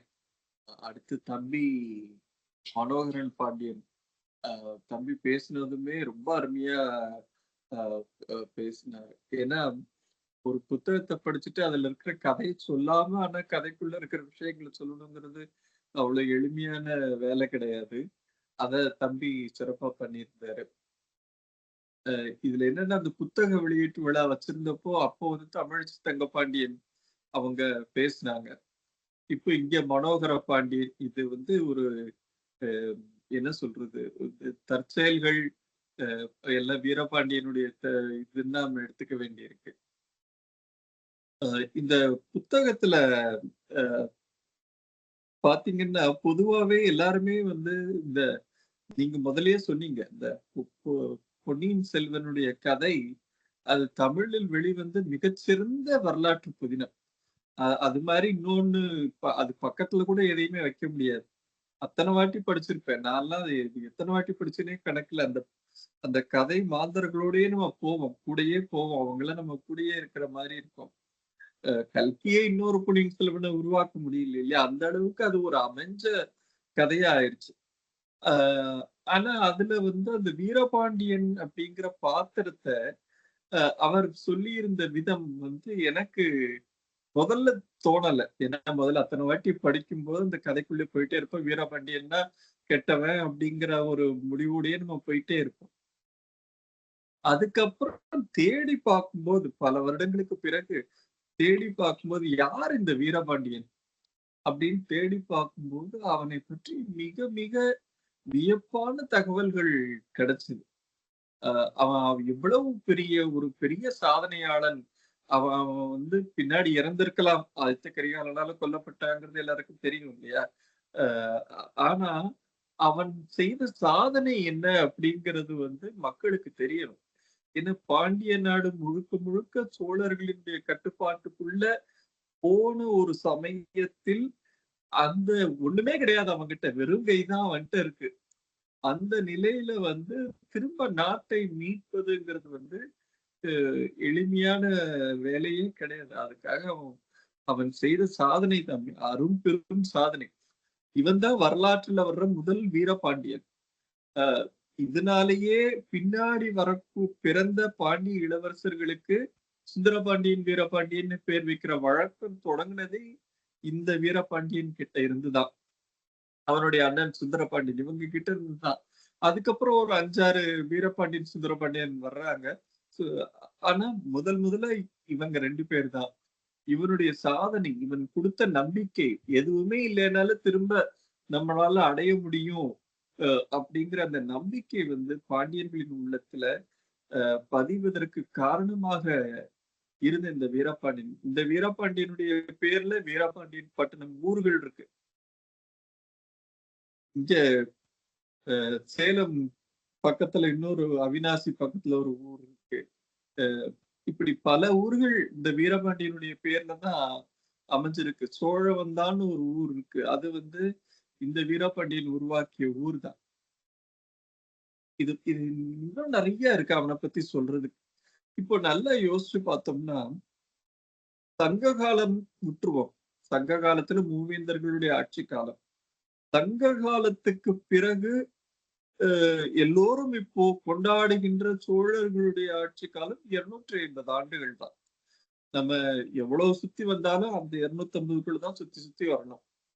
ஆனா பாண்டியர்களுக்கு 1000 ஆண்டுகள். களப்பிரர்களை விரட்டியதுல இருந்து அவங்க தானே.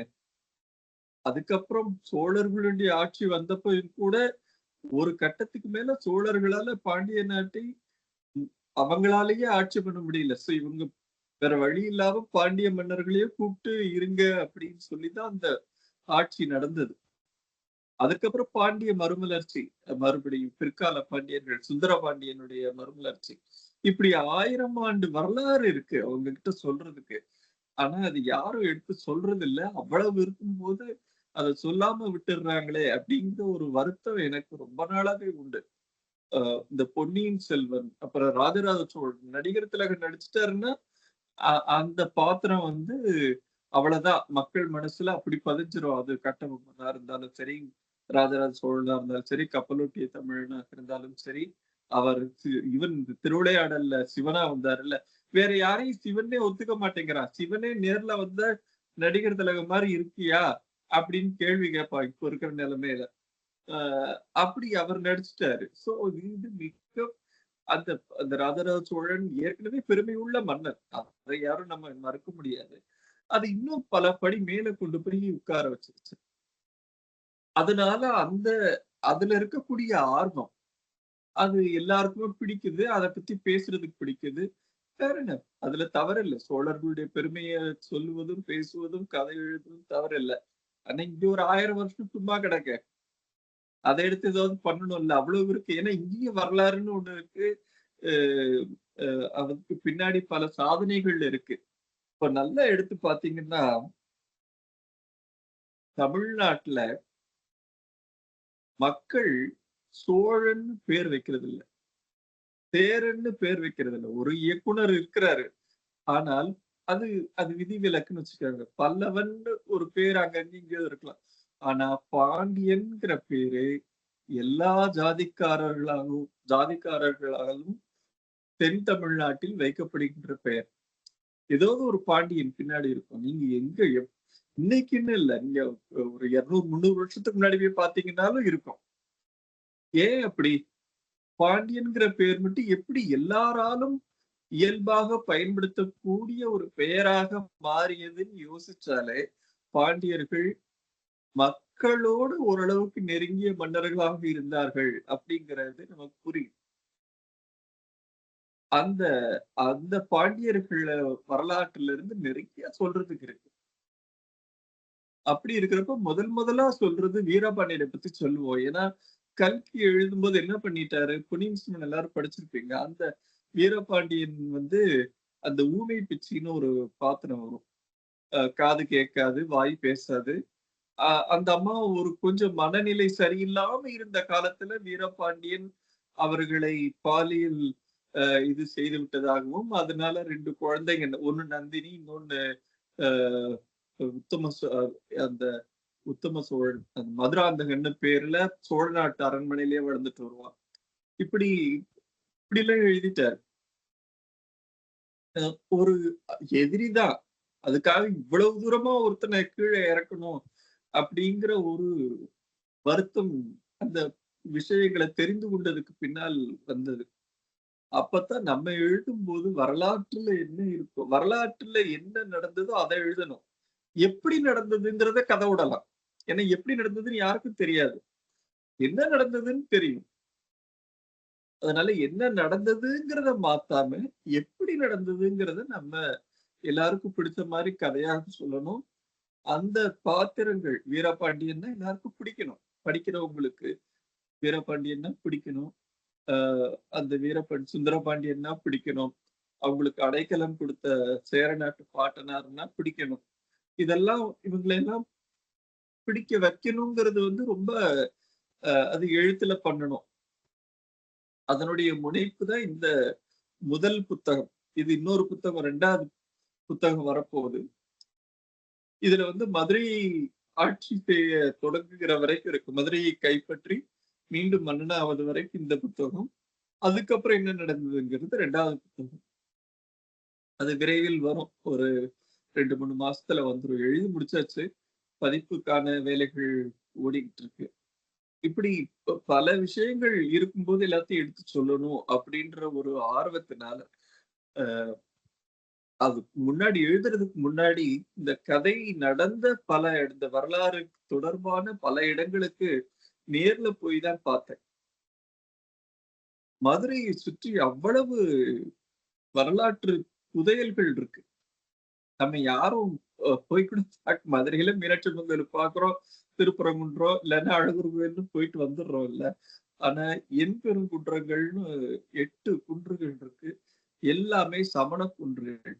நீங்க அங்க போனீங்கன்னா திருப்பரங்குன்றத்திலேயே திருப்பரங்குன்றத்தினுடைய பின்பக்கத்துல நீங்க மேல ஏறி போனீங்கன்னா சமண படுக்கைகள் இருக்கு.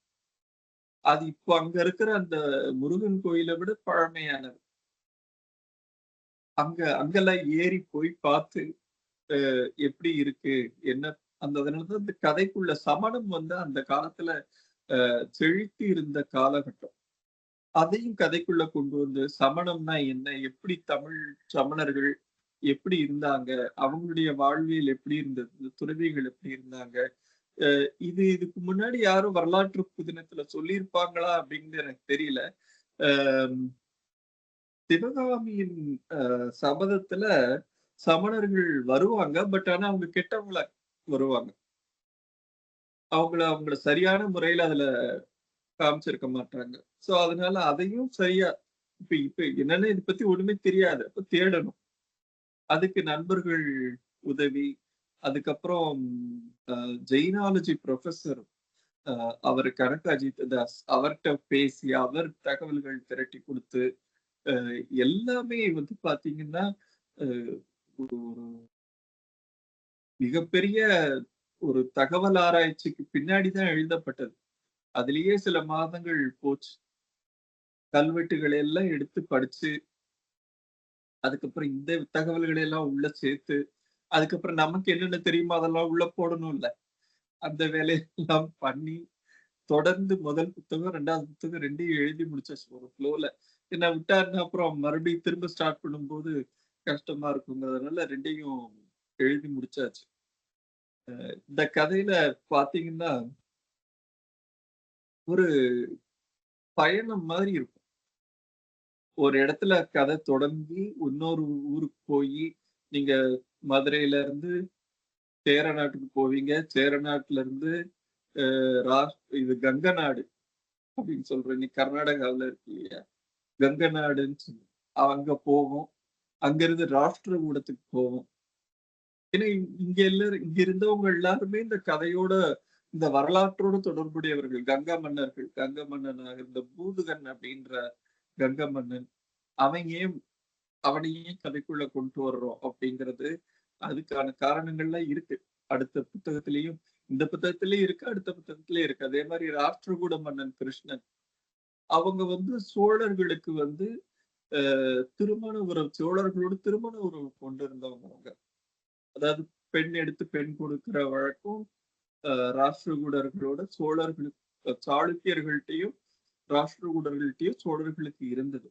அதனாலதான் அவங்க பெண் எடுக்கும்போது சாளுக்கியர்கள்னா கீழே சாளுக்கியர்கள் தெலுங்கு சைடு, இவங்க ராஷ்டிரகூடர்கள் வரும்போது கன்னடா சைடு. அதே மாதிரி பாண்டியர்கள் வந்து இலங்கை, அங்கேயும் சேர நாட்டிலையும் பெண் எடுப்பது கொடுப்பதுங்கிறது வந்து ஒரு வழக்கம் இருந்தது. ஏன்னா இதெல்லாம் பாதுகாப்புக்கு தான். எல்லா மாமா மச்சான்னு இருந்தாங்கன்னா ஒருத்தனை அடிச்சா இன்னொருத்தன் உதவிக்கு வருவாங்கிற ஒரு எளிமையான அரசியல், திருமண அரசியல் தான். அதனால இப்ப இலங்கை, அதையும் பத்தி சொல்ல வேண்டியிருக்கு. இலங்கையில அப்ப எந்த மன்னன், சிங்கள மன்னன் ஆட்சி செய்து கொண்டிருந்தான். அப்ப அவனை பத்தி தெரியும்னா மகாவம்சத்துல போய் பார்க்கணும். மகாவம்சத்துல இருக்கிறதுல போய் எடுத்து தேடி பார்த்து அவன் பேரை கண்டுபிடிச்சு அவன் என்ன பண்ணாங்கிறத பார்த்து அதையும் கதைக்குள்ள கொஞ்சம் கொண்டு வந்து இப்படி எல்லாத்தையும். அதே மாதிரி சேரர்கள்ட்ட போகும்போது ஒரு பெரிய பிரச்சனை என்ன வந்தது அப்படின்னா, சங்ககால சேரர்கள் நம்ம கிட்ட தகவல்கள் இருக்கு பாடல்கள் வாயிலாக. ஆனா அதுக்கப்புறம் பெருசா தகவல்கள் இல்ல. அப்புறம் சேரர் வரலாறுன்னு ஒரு புத்தகம் இருக்கு. பண்டாரத்தார் எழுதினார், ராசமாணிக்கனாரா மறந்துட்டேன். ஒரு புத்தகம் இருக்கு. ஆனா அதெல்லாம் கொஞ்சம் சுருக்கமா இருக்குமே தவிர விரிவான தகவல்கள் இருக்காது. கேரளாவுல ஒரு பிரச்சனை என்னன்னா, பொதுவாகவே அந்த கதைகள் அவங்க அந்த வடக்கன் பாட்டுகள், தெக்கன் பாட்டுகள் அப்படின்னு இந்த ஃபார்மேட்ல அவங்களுடைய வரலாறை சொல்லுகிற வழக்கம் இருக்கு. அதுல வந்து இந்த எப்படி நம்ம ஊர்ல இப்போ மருதுபாண்டியர்கள் மேல ஊர்ல கும்மி பாட்டு அந்த மாதிரிலாம் சொல்றாங்கல்ல, ஊமத்திர கட்டபொம்மன் இந்த மாதிரிலாம் லோக்கலா பாடுறாங்க இல்லையா, அந்த மாதிரியான நாட்டுப்புற பாடல்கள் வடிவத்துல அந்த வடக்கன் பாட்டுகள், தெக்கன் பாட்டுகள்னு இருக்கும். அதுவும் இல்லாம கேரளோற்பத்தி அப்படின்னு ஒரு நூல் இருக்கு. கேரளோற்பத்தினா கேரளா வந்து எப்படி உற்பத்தி ஆனது அப்படின்னு. அதுல இருக்கிற பாத்தீங்கன்னா நிறைய புராண கதைகள் மாதிரி இருக்கும் இந்த வரலாறுன்னு அவங்க சொல்றது. அதாவது அதீதமா டக்குன்னு நம்ப முடியாத ஒரு பாணியில போகும். அதை மாற்றி நாராயணன் அப்படின்னு ஒரு வரலாற்று அறிஞர் வந்து கல்வெட்டுகளை எல்லாம் எடுத்து ஆராய்ஞ்சு பெருமாள்ஸ் ஆஃப் கேரளா அப்படின்னு ஒரு புத்தகம் போட்டார். இது ஒரு மிகச்சிறப்பான புத்தகம். அந்த புத்தகம் தான் மலையாளத்துல வந்து ஹிஸ்டரியை எப்படி எழுதணுங்கிறதையே அந்த ட்ரெண்டையே மாத்தின புத்தகம். அந்த புத்தகத்தை தேடு அப்படின்னு தேடி அதை கண்டுபிடிச்சு அதுல இந்த சேர மன்னர்கள் பத்தி என்ன சொல்லியிருக்கு, சில குழப்பங்கள் இருக்குன்னா தீராம தான் இருக்கு. பட் ஆனா இப்ப இருக்கிற புரிதல் படி என்னென்ன எப்படி எப்படிங்கிறது அந்த உறவுகள் எப்படி இருக்குங்கிறத வச்சு அந்த கதைகள், அந்த சேர மன்னர்களுடைய உறவு, சோழ மன்னர்களுக்கும் சேரர்களுக்கும் இருந்த உறவு, இப்படி எல்லா விதமான தகவல்களையும் திரட்டித்தான் சொல்லியிருக்கு. ஸோ இந்த புத்தகத்தை படிக்கும்போது உங்களுக்கு ஒரு பெரிய அந்த தமிழ்நாடு மட்டும் இல்ல, பாண்டிய நாடு மட்டும் இல்ல, நீங்க தென்னாடு முழுக்கவே இலங்கை வரைக்கும் சேர்த்து ஓரளவுக்கு ஒரு பொலிட்டிக்கல் ஐடியா கிடைக்கும். அப்ப எப்படி திருமணங்கள் நடந்தது, மக்களுடைய பழக்க வழக்கங்கள் என்ன, இதெல்லாமே இருக்கும். தம்பி வசனங்களை பத்தி எல்லாம் சொன்னார். அவங்க உரையாடல்கள் எல்லாம் வந்து ரொம்ப இதா இருந்தது அப்படின்னு சொல்லிட்டு, அதுக்கெல்லாம் அது வந்து அப்படி அமைஞ்சிருச்சு. அது அது அப்படி எழுதணும்னு எழுதின மாதிரி எனக்கு நினைவுல இல்லை. பட் அது அப்படியே அவங்க 2 பேரும் பேசிக்கிறாங்க. 2 பேரும் பேசிக்கிறாங்கன்னா அவங்க எப்படிப்பட்ட கேரக்டரோ அதுக்கேத்த மாதிரி பேசிக்கிடுவாங்கிற ஃப்ளோல அப்படி எழுதுனதுதான். அதனால இந்த புத்தகம் என்னை நான் ரொம்ப ரசிச்சு விரும்பி எழுதிய புத்தகம்.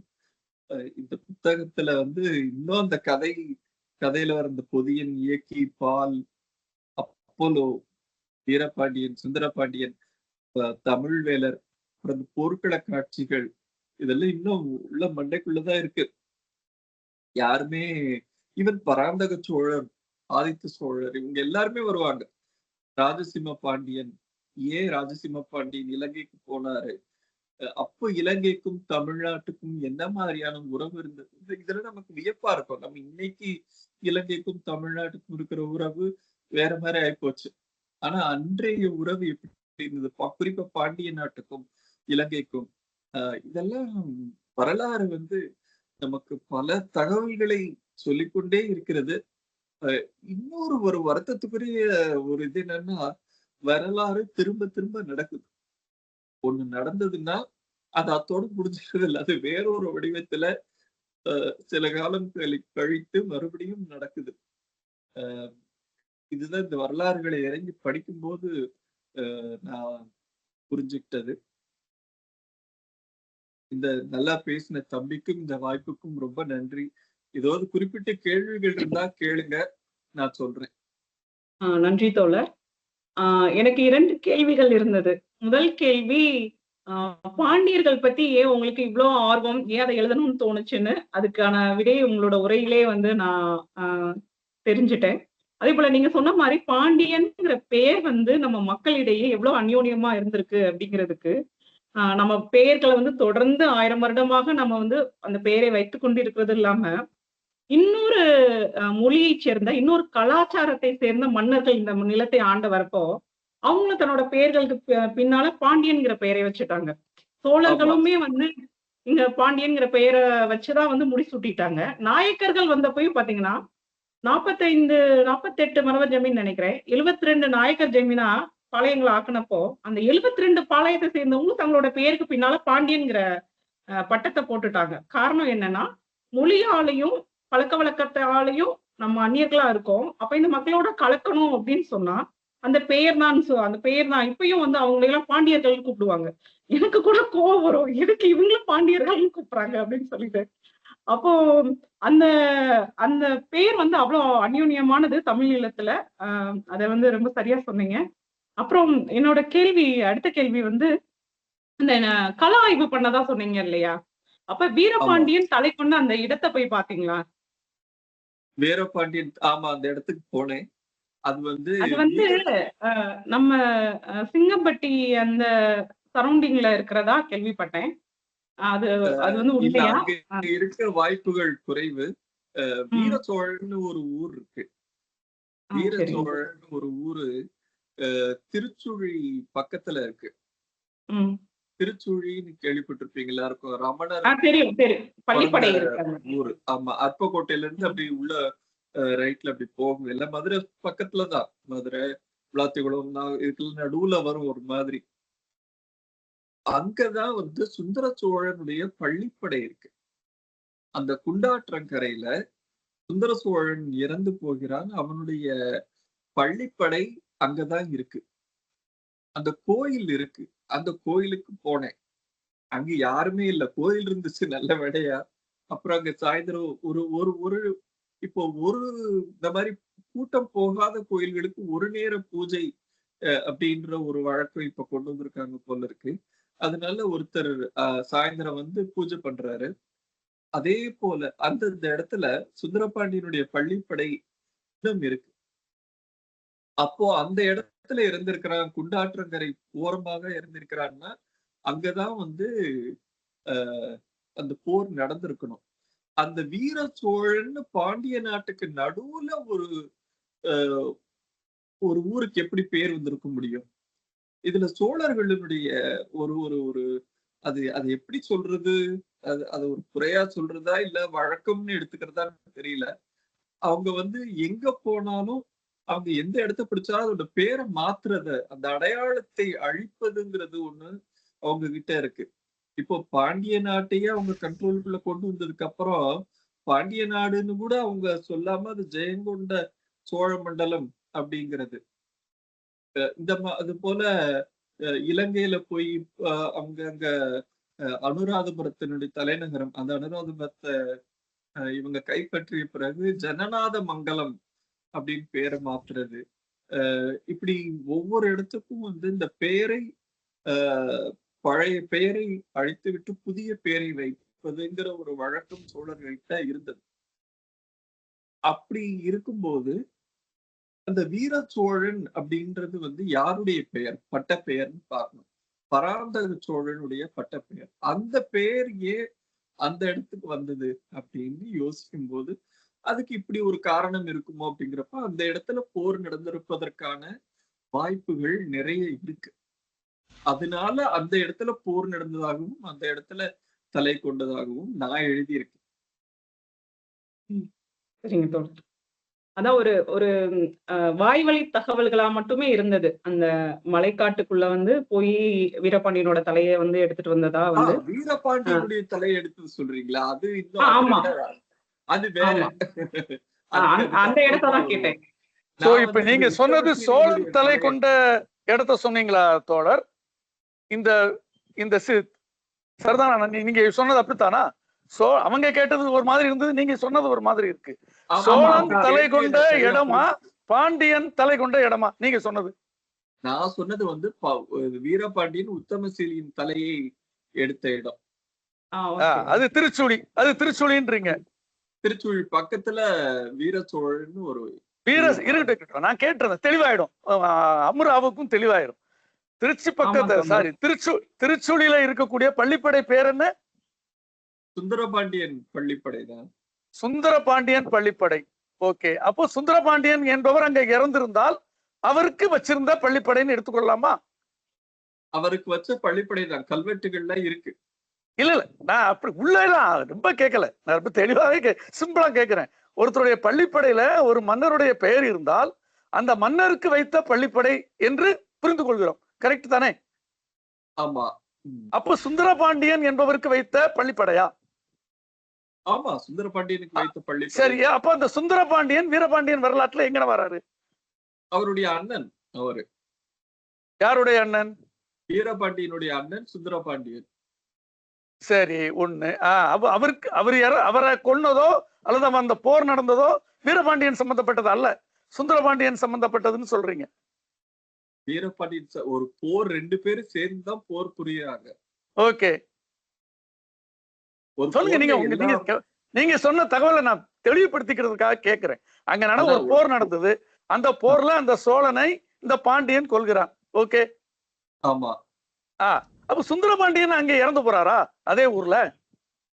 ஆமா, அதுதான் இந்த கதையில. ஆனா நீங்க பேசும்போது என்ன சொல்லிட்டீங்கன்னா சுந்தர சோழர் இறந்த இடம்னு சொன்னீங்க. அங்க நான் குழம்ப போய் தான் ஒரு விளக்கம் கேட்கிறேன். ஓகே, ராகுல், you continue. Okay sir. Sundara Pandian, Sundara சோழன்னு சொல்லியிருந்தா தவறு. சரிங்க தோழர். ஏன்னா பாண்டியர்களுக்கு இருக்க ஒரே பள்ளிப்படை வந்து அந்த திருச்சுழியில இருக்கிறது தான் அப்படின்னு சொல்லிட்டு கேள்விப்பட்டிருக்கேன். ஆமா, ஆமா. சரிங்க தோழர். ரொம்ப பாண்டியர்கள் நன்றி. பெருசா பள்ளிப்படையை வைக்கிறது இல்ல. பட் வீரபாண்டியன் வந்து தன்னுடைய அண்ணனுக்காக அந்த ஒரு பள்ளிப்படை எடுத்தான். அதுக்கு பின்னாடியும் கிடையாது, முன்னாடியும் கிடையாது. சரிங்க தோழர். அதுதான் திரும்ப சோழர்கள் வந்து சோழர்கள் வந்து வீரபாண்டியனோட தலையை எடுத்தாங்கன்னு சொல்லுவாங்க இல்லையா? அந்த இடம் பாத்தீங்களா நீங்க கல ஆய்வுல? அந்த இடம் பார்க்கல. அந்த இடம் எதுங்கிறதுல வந்து 2 விதமான கருத்துகள் இருக்கு. சேவூர் போர் அப்படின்னு சொல்றாங்க. இந்த சேவூர் எந்த சேவூர் அப்படிங்கிறதுலயே ஒரு கருத்து வேறுபாடு இருக்கு. இன்னைக்கு நேத்து இல்ல, பல ஆண்டுகளாக இருக்கு. இப்போ சில கிடைத்திருக்கிற புதிய கல்வெட்டுகள்ல இருந்து அது கொங்கு நாட்டு பகுதியாக இருக்கலாம் அப்படின்னு ஒரு சரிங்க தோழர். நன்றி தோழர். நம்ம தோழர்கள் வேற யாராவது இந்த புதினம் பற்றி ஏதாவது சந்தேகம் இருந்தா, அது குறித்த வரலாறு குறித்த சந்தேகம் இருந்தா தோழர் ஜீரா அவர்களிடம், எழுத்தாளர் ஜீரா அவர்களிடம் கேட்கலாம். யாருக்காவது கேள்விகள் இருந்தா கேளுங்க.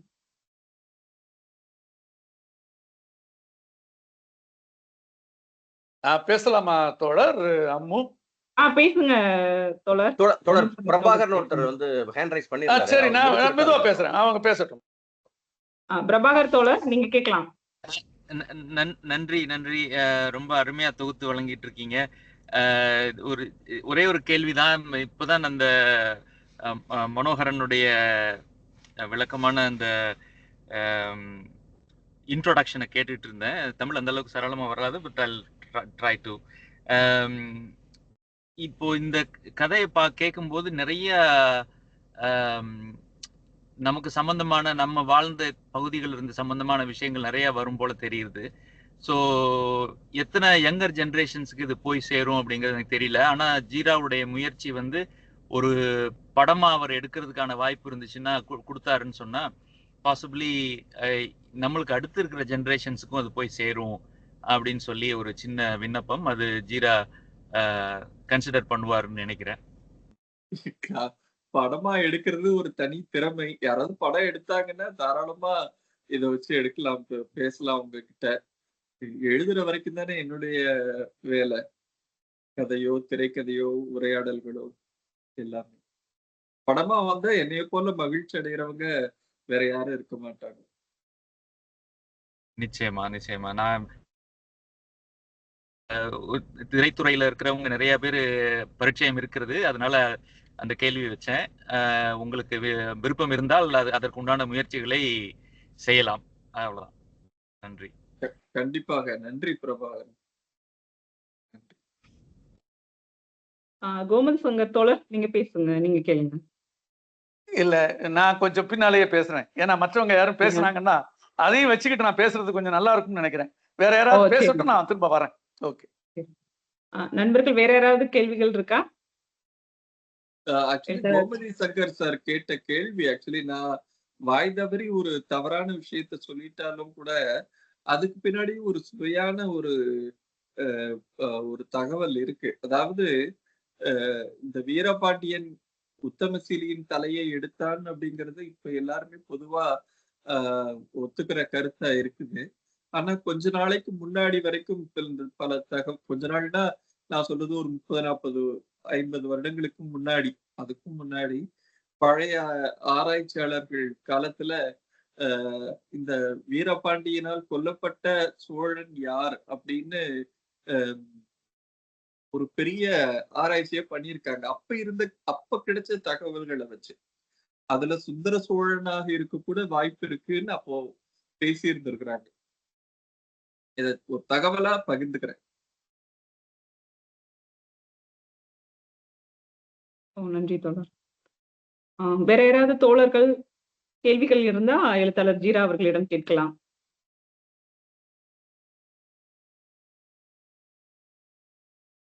அனிதா, சரிதா, ஏதாவது கேட்க விரும்புறீங்களா?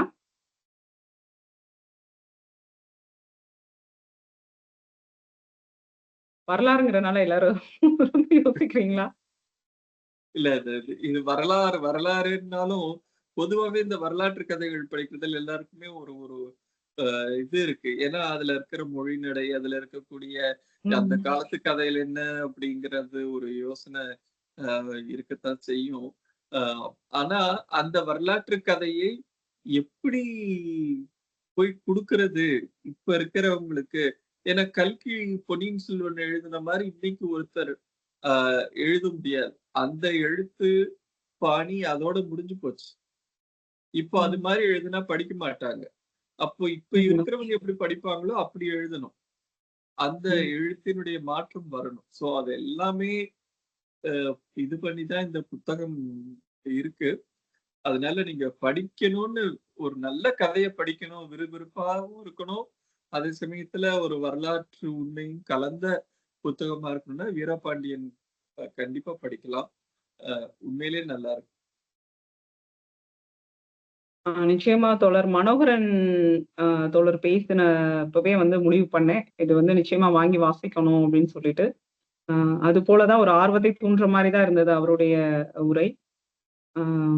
அதே போல பாண்டியர்கள் பற்றிய தகவல்களும் நிறைய, உங்களோட மெனக்கடலும் உழைப்பும் இதுல நிறைய இருக்கு. வரலாற்று புதினங்களுக்கு அது ரொம்ப ரொம்ப ஒரு அவசியமானது. அந்த தகவல்களை அறிந்து கொள்வதற்காக, வரலாறை அறிந்து கொள்வதற்காகவாவது இந்த புதினத்தை வந்து கண்டிப்பா எல்லாரும் வாங்கி வாசிப்பாங்க. வேற யாராவது ஜீரா அவர்களிடம் கேள்விகள் கேட்கலாம். கோமை சங்க தோழர் நீங்களே கேளுங்களேன். அந்த சுந்தர் கொண்டல்சாமிங்கிறவங்க வீடியோ ஆன் பண்ணிருக்காங்க. அவங்க எதுவும் பேச போறாங்களா? அவங்க எதுவும் பேசுனாங்கன்னா பேசின பிறகு நம்ம பேசலாமேன்னு யோசிச்சேன். அவங்க வீடியோ ஆன் பண்ணிருக்காங்க. சுந்தர் கொண்டல்சாமி சார், நீங்க எதுவும் பேசுறீங்களா?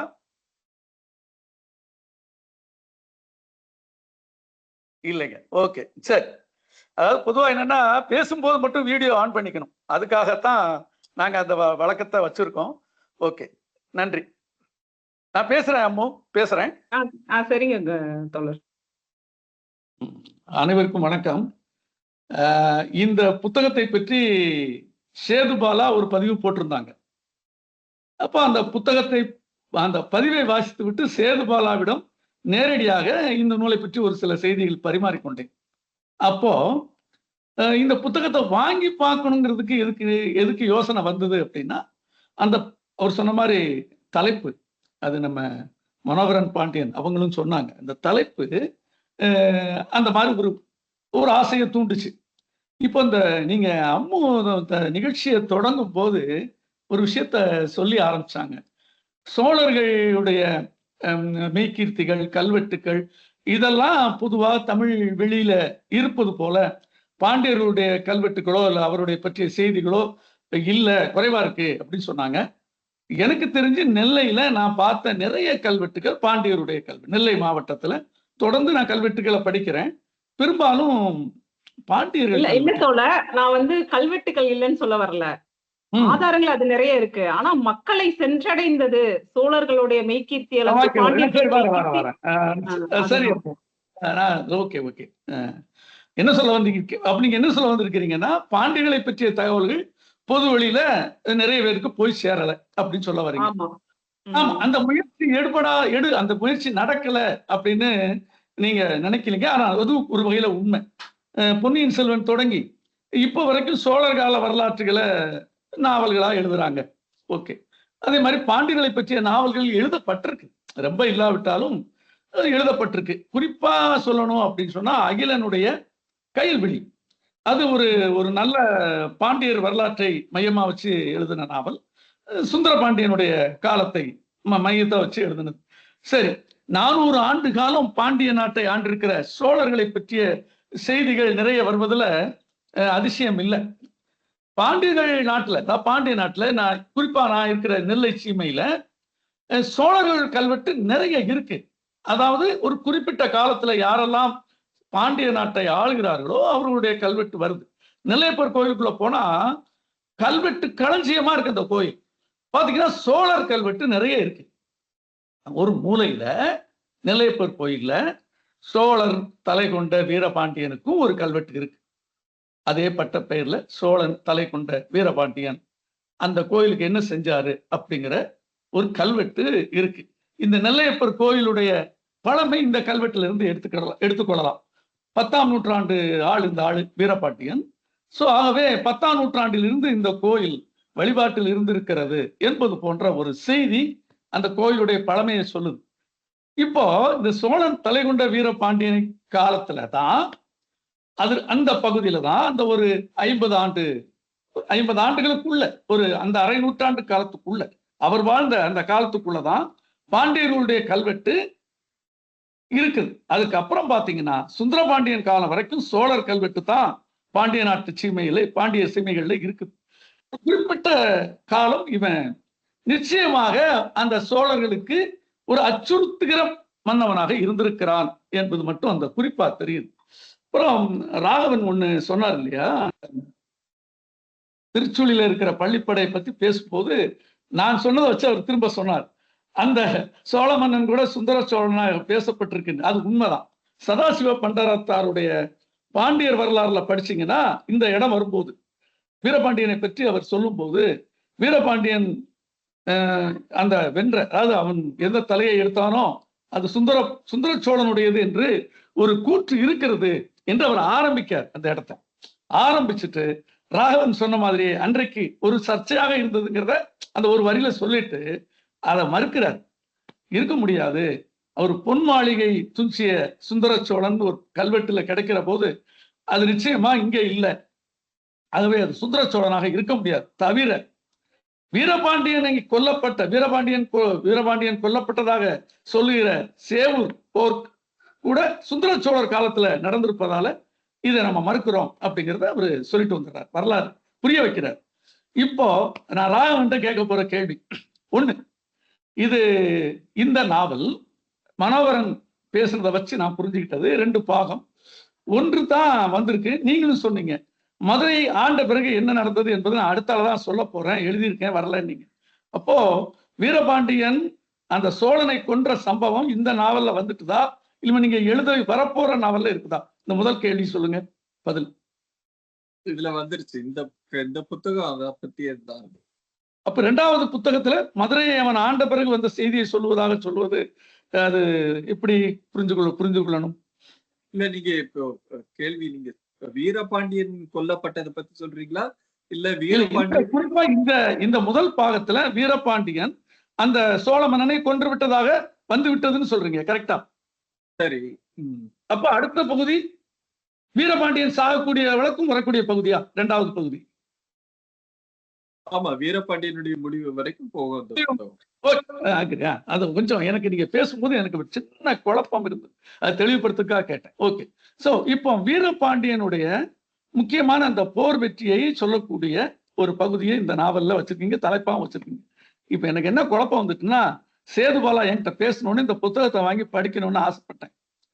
புத்தகத்தை நான் பனுவல் ஸ்டோர்ல இந்த தலைப்புல சீரா ஜீரா இல்ல சீரா அப்படின்னு எழுத்தாளர் பேருந்து நான் கூட நினைச்சேன், ஜீராங்கிறத வேற சீரான்னு அச்சிருக்காங்க புழுக்கு, இந்த புத்தகம் தான் போல இருக்குன்னு சொல்லிட்டு தலைப்பையிலையும் மயங்கி அந்த பேர்லையும் மயங்குதலைன்னா புரியுதா, ஒரு தப்பா புரிஞ்சுக்கிட்டு அந்த புத்தகத்தை நான் ஆர்டர் பண்ணி வாங்கினா அது நீங்க எழுதின புத்தகம் இல்லைன்னு பின்னால தெரிஞ்சுக்கிட்டேன்.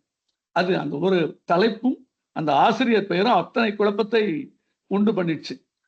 இது உங்களுக்கு தெரிய வந்திருக்கும்னு நினைக்கிறேன். அப்போ அந்த அந்த அந்த அந்த புத்தகத்தினுடைய தலைப்பு வைக்கிறவர்கள் நீங்க முதல்ல எழுதி அவர் பின்னால் அதே வச்சுக்கிட்டாரா இல்ல நீங்க அது புரியாமலே நீங்க தான் 2வதா எழுதி இந்த தலைப்பு வைக்கப்பட்டதா? ஏதாவது சொல்ல முடியுமா இதை பத்தி? இல்ல இதுல அவரை எனக்கு தெரியாது, அவருக்கு என்னையும் தெரியாது. இது சூப்பர். தற்செயலாக நடந்த ஒரு விஷயம். சரி அதுக்கப்புறம் சரி. தெரிஞ்சுக்கிட்டு நேர்ல பார்த்து பேசணும். அப்ப 2 பேருமே இல்ல பேரை மாத்துறது இல்ல அப்படிங்கிற முடிவோட இருந்துக்கிட்டோம். நல்லதுங்க. ஏன்னா ஓகே. ஒவ்வொருத்தரும் கதை சொல்லுகின்ற பாணி வேறையா இருக்கும் இல்லையா? ஆமா. அது ஒண்ணு. அப்புறம் அதனால எழுத்தாளர் பேருமே பாத்தீங்கன்னா, இப்போ நான் ஜீராங்கிற பேர் கிட்டத்தட்ட ஒரு 2007ல இருந்து பிளாக்ல எழுதிட்டு இருக்கேன். புக்ல எல்லாம் யூஸ் பண்ணிட்டு இருக்கேன். சோ அதனால நான் அந்த பேரையும் மாத்த முடியாது. புத்தகத்தோட பேரையும் மாத்த முடியாதுங்கிறது என் பக்கத்துல. அவரும் அதே மாதிரி சொல்லிட்டாரு. ரொம்ப மகிழ்ச்சி அப்படின்னு சேர்ந்துக்கிட்டோம். இது ஒரு தற்செயல் தான். அவரு வாசகர்களுக்கு நடந்த குழப்பம் இது. எனக்கு வந்த குழப்பத்தை நான் பதிய வைக்கிறேன். இது குழப்பம். இது நாமளும் கொஞ்சம் தெளிவா இருக்க வேண்டியது இருக்கும். சில தலைப்புகள் கவர போய்தான் இந்த தலைப்பே கவரலைன்னா நம்ம இதை யோசிக்க மாட்டோம். பின்னால்தான் அதை யோசிச்சுக்கிட்டேன். நல்லது சார். அந்த அவனுடைய பட்டப்பெயர் அவ்வளவு ஈர்ப்புடைய பட்டப்பெயர். சோழன் தலைகுண்ட வீரபாண்டியன், சோழனை எரிஞ்ச கோ வீரபாண்டியன், சோழாந்தக வீரபாண்டியன், இப்படி எல்லாம் அவனுக்கு பேர் சிறப்பு பேர் இருக்கு.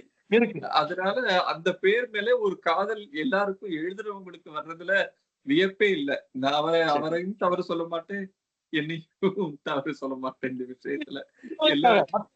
நிறைய பேருக்கு இந்த குழப்பத்தினால் வேற புத்தகம் வாங்க வாய்ப்பு இருக்கிறது.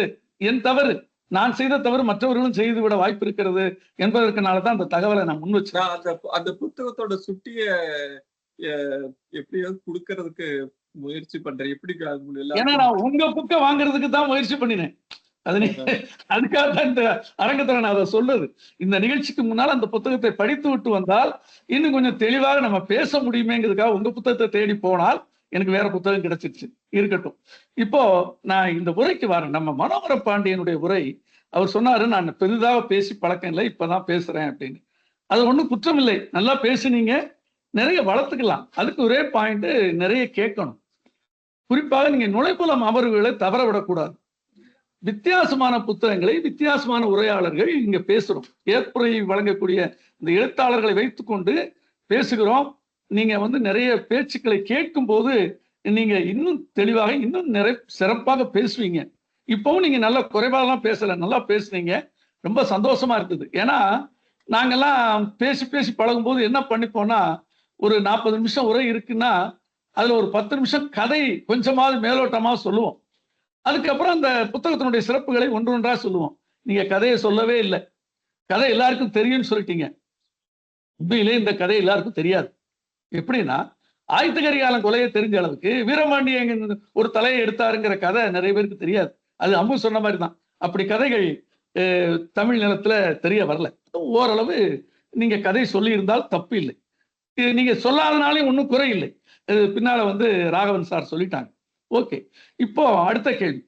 இந்த சோழன் வென்ற மன்னன் அல்லது தலை கொய்த மன்னன் உத்தமசீலி என்பதற்கு அந்த கண்டியூர் கல்வெட்டு, அந்த பேர்ல அந்த உத்தமசீலிங்கிற பேர் தான் அந்த கண்டியூர் கல்வெட்டுல தெரிகிறதே ஒழிய, இந்த உத்தமசீலி தான் இந்த சோழனால் பாண்டியனால் கொல்லப்பட்டவன் என்பதை பலர் ஒத்துக்கொள்கிறார்கள்னு நீங்க ஆரம்பிச்சிட்டீங்க.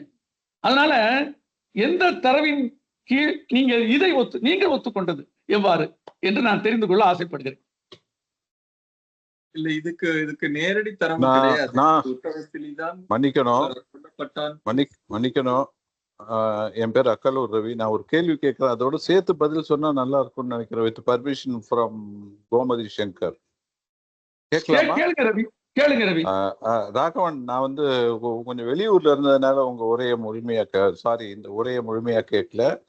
நீங்க விளக்கங்கள் சொல்லிட்டு இருக்கும் போது, ஏற்புரை மாதிரி நீங்க பேசிட்டு இருக்கும் போதுதான் உள்ளார ரொம்ப தெளிவா ஒரு டெடிகேட்டட் ஒர்க் அப்படிங்கிற விஷயத்த ரொம்ப அழகா சொல்லிட்டு இருந்தீங்க. வாழ்த்துக்கள். எனக்கு ஒரே ஒரு டவுட் தான், நீங்க ஒரு வரியா பதில் சொல்லுங்க போதும். இப்போ உதாரணமா வீரபாண்டியன் தலை கொண்ட சோழன் அப்படிங்கிறது ஆதித்த கரிகாலனுக்கு இருக்கு. இவன் என்ன பண்றான், படையெடுத்து போய் பாண்டிய நாட்டுல நடந்த ஒரு சண்டையில அவருடைய தலையை கொய்கிறார் அப்படின்னு தான் சரித்திரம் இருக்கு, வரலாறு. நான் அது உள்ளார ஆதாரங்கள்லாம் நான் போக விரும்பல. அதே போல இப்ப சோழன் தலை கொண்ட வீரபாண்டியன் அப்படிங்கிறது வந்து நீங்க சொல்றது திருச்சுழி, அதுக்கு பக்கத்துல ஒரு ஊர், அருப்புக்கோட்டைக்கு பக்கத்துல ஒரு ஊர் சொல்லும்போது அது பாண்டிய நாட்டு எல்லைக்குள்ள வருது. அப்ப சோழர்கள் அந்த ஊருக்கு படையெடுத்து வந்தாங்களா? அங்க நடந்த சண்டையில சோழர் எந்த மன்னனாவனாலும் இருக்கலாம், அவங்களுடைய தலையே வீரபாண்டியன் கொய்தானா அப்படிங்கிறதுக்கு எனக்கு ஒரு வரி பதில், உங்க பதில் இந்த பதிலோட சேர்த்து சொன்னா கூட போதும். நன்றி. ஆமா, அதுதான் நடந்திருக்கு. ஏன்னா இவன் வீரபாண்டியன் வந்து தன்னுடைய நாட்டை திரும்ப பெறணும், சோழர்களுடைய கட்டுப்பாட்டுல இருக்கக்கூடிய நாட்டை திரும்ப பெறணும்னா அவன் வந்து தன்னுடைய நாட்டுல தானே முதல்ல போராடி இருக்க முடியும். அப்படி நடந்த போர் தான் அது.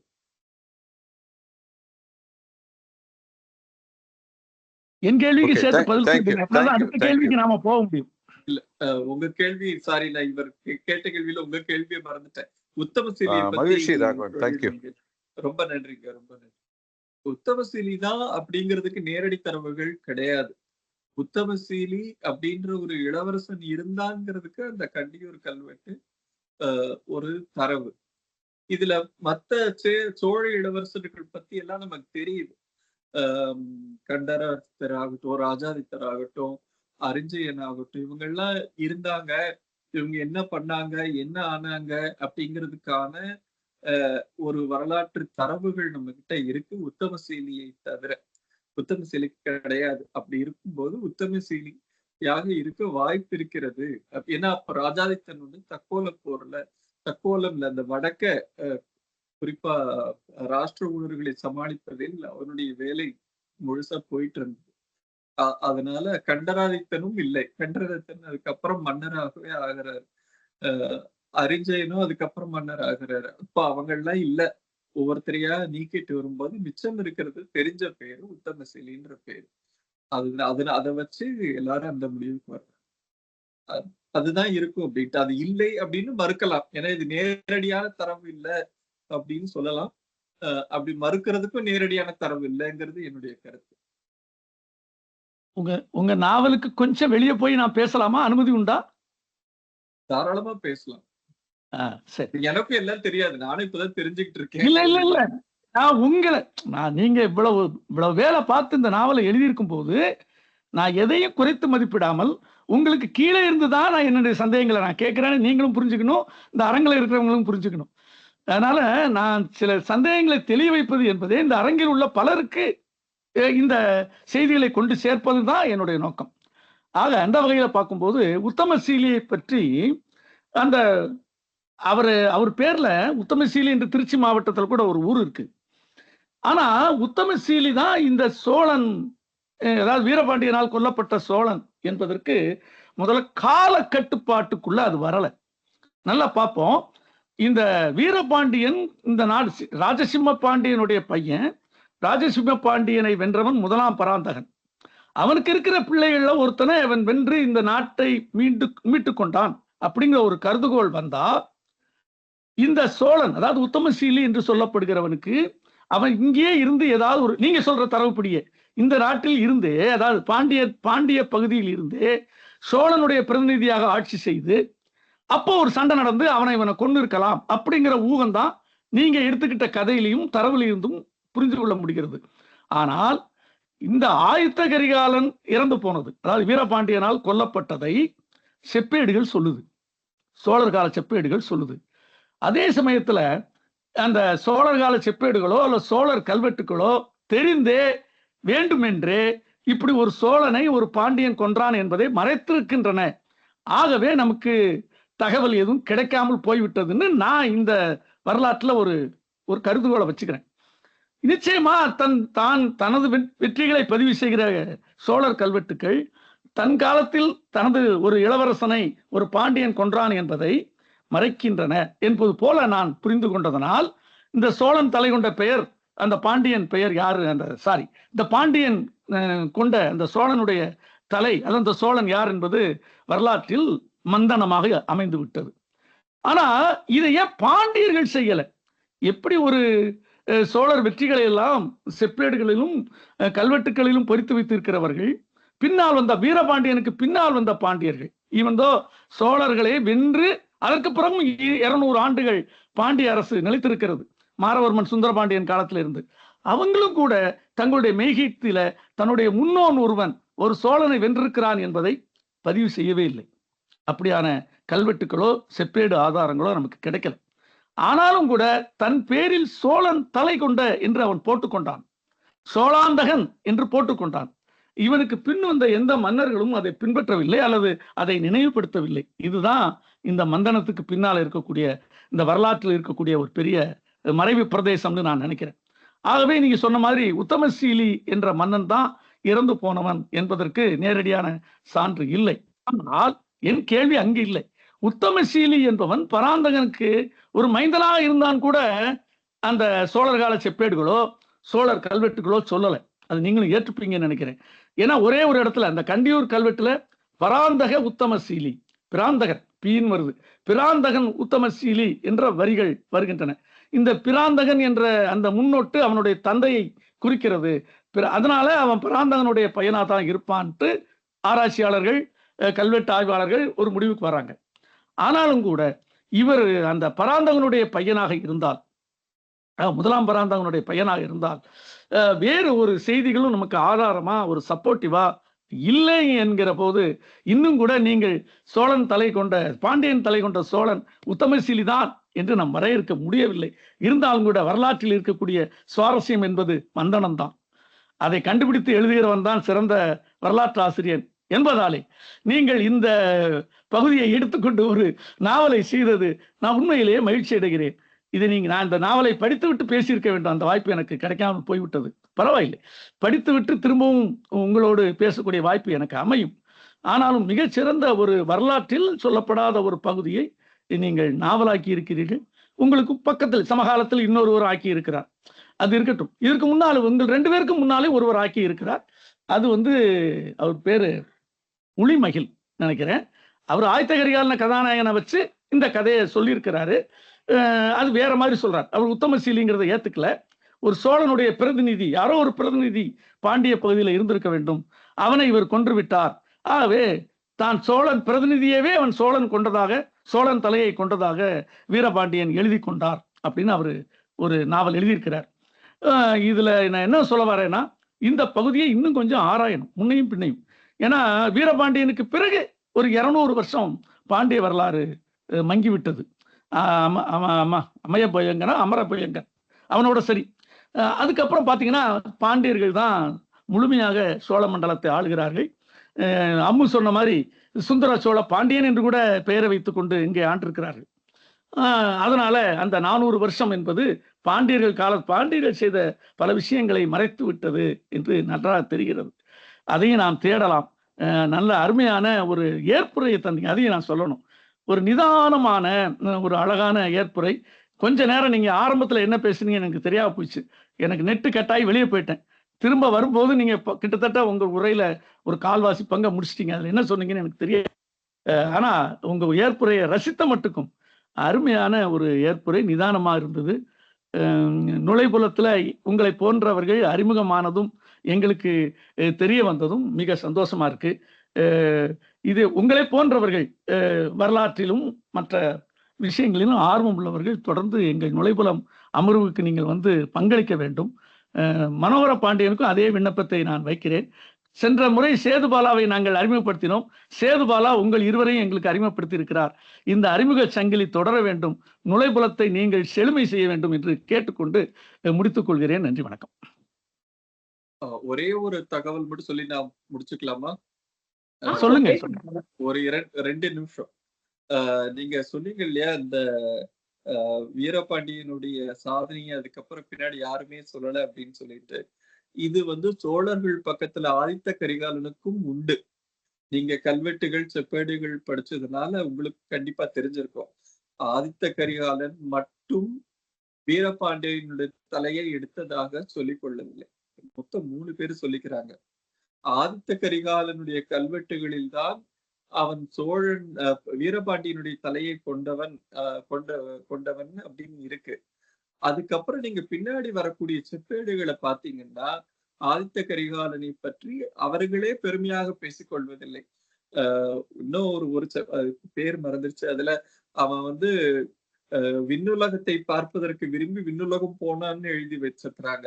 அவன் கொலை செய்யப்பட்டான்னு கூட, ஆதித்த கரிகாலன் கொல்லப்பட்டான்னு கூட அதுல சொல்லல அவங்க. அது ஒரு ஒரு ஒரு கட்டத்துல தகவல்கள் இப்ப இந்த இவ்வளவு தகவல் சார், ஒரு குறுக்கிடத்துக்கு மன்னிக்கணும். ஒரே ஒரு செப்பேடு, அநேகமா அந்த பேர் எனக்கு ஆலங்காட்டு செப்பேடு நினைக்கிறேன். சரியா அந்த செப்பேட்டு பேரை மறந்துருங்க. நான் சரியா நினைக்கிறேன், திருவாலங்காட்டு செப்பேடுன்னு தான் நினைக்கிறேன். திருவாலங்காட்டு செப்பேட்டுல நீங்க சொல்வது போல ஆதித்தன் மறைந்ததையும் குறிப்பிடுகிறார்கள். அவன் அந்த பாண்டிய மன்னனுடைய தலையை தஞ்சாவூர் கோட்டையில கொண்டு வச்சான் அப்படிங்கிறதையும் செப்பேட்டிலேயே சொல்லியிருக்காங்க. அது குறிப்பிட்டிருக்காங்க. நீங்க சொல்வது போல கொண்டாடவில்லை, பின்னால உள்ளவங்க கொண்டாடல. அதான் நான் ஒத்துக்கிறேன். அதோட முடிஞ்சிருது. ஒரு ஒரு ஒரு 50 ஆண்டுகள் வரைக்கும் தான் அதை பத்தி ஒரு பேச்சு இருக்கு. அதுக்கப்புறம் பின்னாடி வந்து எந்த கல்வெட்டுலயும் எந்த செப்பேட்டுலயுமே நீங்க ஆதித்த கரிகாலனை பத்தி பார்க்க முடியாது. இது இது இன்றைய தகவல் தொழில்நுட்ப காலத்திலேயே 50 ஆண்டுகளுக்கு முன்னாடி என்ன நடந்ததுங்கிறது நமக்கு சரியாக தெரியாத காலத்துல அன்றைய சூழல் நம்ம யோசிச்சு பார்க்கணும். அன்னைக்கு வந்து வாய்மொழியாகத்தான் பல விஷயங்கள் சொல்லப்பட்டிருக்கோம். உங்க தாத்தா அதை பண்ணாராம், இதை பண்ணாராம், உங்க பெருமை இப்படியா அப்படிங்கிறது. சோ இந்த கல்வெட்டுகளை நம்ம எந்த அளவுக்கு அதை எடுத்துக்கணுங்கிறது இன்னொரு ஒரு கேள்வி இருக்கு. ஆனா நம்ம வந்து கல்வெட்டுகள்ல இருந்து கிடைக்கின்ற தகவல்களை படித்து அதுல இருக்கக்கூடிய எதை எப்படி எடுத்துக்க முடியுமோ அவ்வளவு எடுத்துக்கிறோம். வரலாறுன்னு வரும்போது, புனைவு புதினம்னு வரும்போது அந்த தகவல்களின் அடிப்படையில புனைவாக சொல்லும் போது அதுல இருக்கக்கூடிய இடைவெளிகளை நிரப்பித்தான் புதினம் எழுத முடியும். பொன்னியின் செல்வன்ல 50% கற்பனை, நாங்க பொன்னியின் செல்வன்ல 95% கற்பனை. எந்த பொன்னியின் செல்வன் மட்டும் இல்ல, எந்த வரலாற்று புதினத்தை எடுத்துக்கொண்டாலும் வரலாறுல உங்களுக்கு 4 வரி இருக்கும். அந்த 4 வரியை நிரூபிப்பதற்கு நீங்க 400 பக்கம் எழுத வேண்டியிருக்கும். ஏன்னா எப்படி நடந்ததுன்னு சொல்றது. அந்த வகையில இந்த புத்தகமும் ஒரு புத்தகம், படிப்பதற்கு ஒரு நல்ல இன்ட்ரெஸ்டிங்கான புக்கு. படிங்க, படிச்சுட்டு உங்க கருத்துக்களை சொல்லுங்க. நிறை குறை எதுனாலும் கேட்கறதுக்கு தயாரா இருக்கு. ரொம்ப நன்றி, வாய்ப்புக்கு நன்றி. தொடர்ந்து நம்ம இந்த நிகழ்ச்சியில சந்திப்போம். நன்றி. நன்றிங்க ஜீரா. வேற யாராவது கேள்விகள் இருக்கா? நண்பர்கள் யாராவது?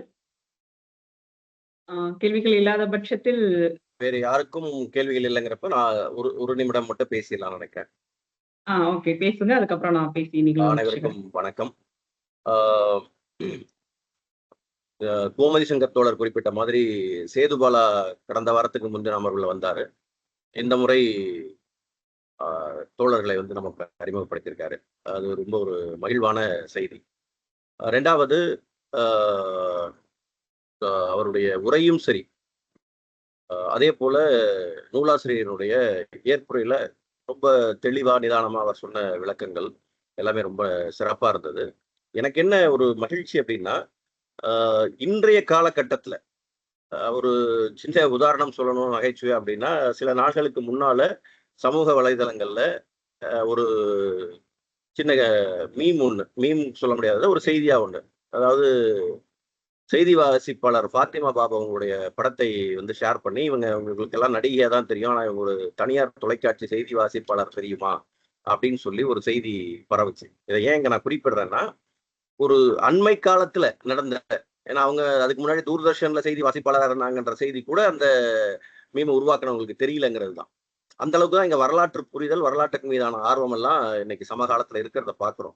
பின்னாடி என்ன நடந்தது, சில நூற்றாண்டுகளுக்கு முன்னால, 1000 ஆண்டுகளுக்கு முன்னால என்ன நடந்ததுங்கிற தேடல், தெளிவு, அதன் மீதான ஆர்வம் எல்லாம் ரொம்பவே குறைவா இருக்கிறதையும், அந்தந்த நொடிப்பொழுதில் வாழ்க்கை கடந்துகிட்டு போயிட்டு இருக்கிறதையும் பார்க்கிறோம். இன்னொன்னு, எல்லாரையும் வந்து இந்த சமூக ஊடகங்கள் வந்ததுக்கு பிறகு தங்களை முன்னிறுத்திக் கொள்ளுதல், அதன் வழியாக அல்லது என்ன சொல்றது, நீங்க எல்லாமே வந்து ஒரு பொருளாதாரத்தை அடிப்படையாக கொண்ட வாழ்வியல் அப்படிங்கிற மாதிரி ஒரு கொண்டாட்ட மனநிலையோட கடந்து போய்கிட்டு இருக்கும். அந்த மாதிரியான ஒரு காலச்சூழல்ல வரலாறு தொடர்பான இந்த படைப்புகள் வர்றதும், தோழர் ஜிரா போன்ற பல்வேறு எழுத்தாளர்கள் எழுதிக்கிட்டே இருக்கிறதும், அதை இளைஞர்களாக இருக்கக்கூடியவர்கள் வாங்கி வாசிக்கிறதும். இப்போ ஒரு மனோகர பாண்டியன் பேசினார் அப்படின்னா, அவருடைய வயது ரொம்ப இளம் வயதுல இருக்காரு. அவர் வந்து ஒரு வரலாற்று படைப்பின் மீதான ஆர்வம் கொண்டு அவர் வாசிச்சு அதை இன்னொரு தளத்துல வந்து பகிர்ந்துக்கணும்னு நினைக்கிறது ரொம்ப ஒரு மகிழ்வான செய்தி நான் நினைக்கிறேன். இப்போ எல்லாருமே வந்து நம்ம சொல்லிட்டு இருக்கிற மாதிரி இப்ப அண்மையில கீழடியில நடக்கக்கூடிய அந்த ஆய்வுகள்லாம் வந்து தொடர்ந்து புதிய புதிய தரவுகளை நமக்கு கொடுத்துக்கிட்டே இருக்கு. வரலாற்றின் பக்கங்கள் மாற்றி எழுதப்பட்டுக்கிட்டே தான் இருக்கும். அது நம்மோட காலத்தோட முடிஞ்சிடாது, தொடர்ந்து அது நடந்துகிட்டே இருக்கும். ஏன்னா ஒவ்வொரு முறை புதிய தரவு கிடைக்கும் போதும் அது வரலாற்றின் பக்கங்கள்ல திரும்ப திருத்தி எழுதப்படும். இதுதான் வந்து இறுதியான வரலாறுன்னு யாராலையும் சொல்லவே முடியாது. நாம கண்ணால் பார்க்காத தோழர் அவர் ஜீரா பேசும்போது ரொம்ப அருமையா குறிப்பிட்டார். ஒரு வரலாற்று புதினம் எழுதும் போது ஒரு நாட்டை வச்சுக்கிட்டு மீதி எல்லாமே வந்து பின்னாடி என்ன நடந்தது, டிஸ்கிரிப்ஷன் ஆகட்டும், இந்த வர்ணனைகள் சொல்றது, வசனங்கள் எல்லாமே வந்து நாம கற்பனையில் எழுதுறது தான். இதுதான் அவங்க பேசினாங்க, நாங்க யாரும் கிடையாது. என்ன நடந்தது அந்த சம்பவம் குறித்தான கல்வெட்டு தரவுகளோ ஒரு செப்பேட்டு தரவுகளோ வச்சுக்கிட்டு நம்ம மீதியை தொடர்ந்து படைப்பாளர்கள் அதை கற்பனையிலிருந்து தான் எழுதுறாங்க. ஸோ அந்த செய்தி தான் என்னங்கிறது போய் சேரணும். அது நமக்கு மீதி எல்லாமே இப்படித்தான் நடந்திருக்கும் அப்படிங்கிறதெல்லாம் நமக்கு அந்த படைப்பை வந்து வாசிக்கிறதுக்கு மீதான ஆர்வத்தை தூண்டுறதுல இருந்து மற்ற விஷயங்களுக்கு அது பயன்படும். ஆனால் அந்த செய்தி அவங்க அமுராக பேசும்போது சொன்னாங்க இல்லையா, பாண்டியர்கள் குறித்தான செய்தி வந்து பலரையும் போய் சோழர்கள் குறித்தான செய்தி போய் சேர்ந்த அளவுக்குன்னு. அதை போல் ஒரு உதாரணத்துக்கு சொல்ல போனா எங்க கிராமத்துல, நான் பிறந்த ஊர்ல எங்க கிராமத்துல எங்க வீட்டுக்கு முன்னால இருக்கக்கூடிய மலைக்கு பெயர் வந்து பாண்டியன் கரடு.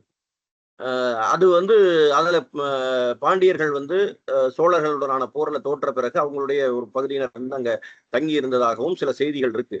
அது குறித்தெல்லாம் இன்னைக்கு வரைக்கும் அங்க எந்த விதமான ஆய்வுகளும் நடத்தப்படலை.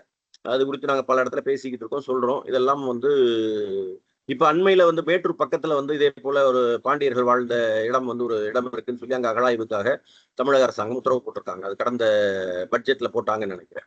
இதே போல நிறைய வரலாறு வந்து தோண்ட தோண்ட வந்துகிட்டே இருக்கும். நமக்கு நிறைய தரவுகள் கிடைச்சிக்கிட்டே இருக்கும். அது மாற்றி எழுதப்பட்டுக்கிட்டே இருக்கும். இன்னைக்கு நம்ம வந்து ஒரு செய்தியா வந்து பதிவாகி இருக்கிறது, நாளைக்கு அதுல இருந்து ஒரு முரண்பாட்ட செய்தி கிடைக்கலாம், அல்லது அதனுடைய அடுத்த கட்ட நகரெல்லாம் எது வேணாலும் நடக்கலாம். இதெல்லாம் இளைஞர்கள் கிட்ட ஒரு தாக்கத்தை உண்டாக்குது, குறைந்தபட்ச அளவிலான தாக்கத்தையாவது உண்டாக்குதுன்னு நினைக்கிறது ரொம்ப மகிழ்ச்சியா இருக்கு. அடுத்ததான் அந்த தலைப்பு, அந்த நூலாசிரியர் பெயர் ரெண்டும் வழக்கமா வந்து ஒரே தலைப்பு வேற வேற நூல்களுக்கு இருக்கிறத நம்ம கோமதி சங்கர் தோழர் குறிப்பிட்டாரு. அதை ஒரே தலைப்பு வந்து நூலாசிரியர்களுக்கு இருக்கிறத ஒரு 2 புத்தகங்களுக்கு இருக்கிறத நம்ம பார்த்திருக்கோம். ஒரே கண்டென்ட், ஒரே தலைப்பு, நூலாசிரியர்கள் பெயரும் வந்து ஒரே மாதிரி அமைஞ்சிருக்குதுங்கிறது ஒரு பெரிய வியப்பானது ஒண்ணுதான். இது வாசகர்களுக்கு குழப்பத்தை ஏற்படுத்துங்கிறதும் ஒரு பக்கம் இருந்தாலும் கூட, இப்ப கோமதி சங்கர் தோழரே ஒரு புத்தகத்தை ஆர்டர் பண்றாருன்னா அந்த புத்தகத்தை அனுப்புங்கன்னு சொல்லும் போது அவங்க நம்ம நினைச்சிருப்போம், ஓகே இவர் தான் நினைச்சிருப்போம், நம்ம இதுதான் வந்து ஒரு நூலாசிரியர் பெயர் சொல்லியிருப்போம். அவங்களுக்கும் அது ரெண்டும் பார்த்த உடனே ஒரு சின்ன குழப்பம் இருக்கும். உடனே வந்து ஏதோ ஒண்ணுன்ற மாதிரி வந்து அனுப்பிடக்கூடிய அந்த ஒரு சாத்திய படம் இருக்கு. அதனால நம்ம எந்த நூலை தேர்வு செய்யறோங்கிறதுல ஒரு சின்ன குழப்பமும் இருக்கும். இன்னொன்னு, அவர் தோழர் ஜிரா பேசும்போது சொன்னார், அந்த அடைமொழிகளுக்கெல்லாம் சோழன் தலை கொண்ட வீரபாண்டியன் அப்படிங்கிற அந்த பெயரெல்லாம் வந்து ரொம்ப ஈர்ப்புடையதுங்கிறதையும் சொன்னார். ஏற்புடையதுதான் அது. அந்த மாதிரியான ஒரு தலைப்பு தான் வந்து வாசகர்களை கவர்ந்தெழுக்கும் அப்படிங்கிறது ஏற்புடையதுதான். அதே நேரத்துல ஒரு படைப்புக்கான தலைப்பை நம்ம தேர்வு பண்ணும்போது இந்த மாதிரியான பொதுப்படையான தலைப்புகள் எல்லாம் வரும்போது நம்ம அந்த தலைப்பை வேற யாரும் வச்சிருக்காங்களாங்கிறதையும் கவனத்தில் எடுத்துக்கிறது நல்லதுன்னு நான் நினைக்கிறேன்.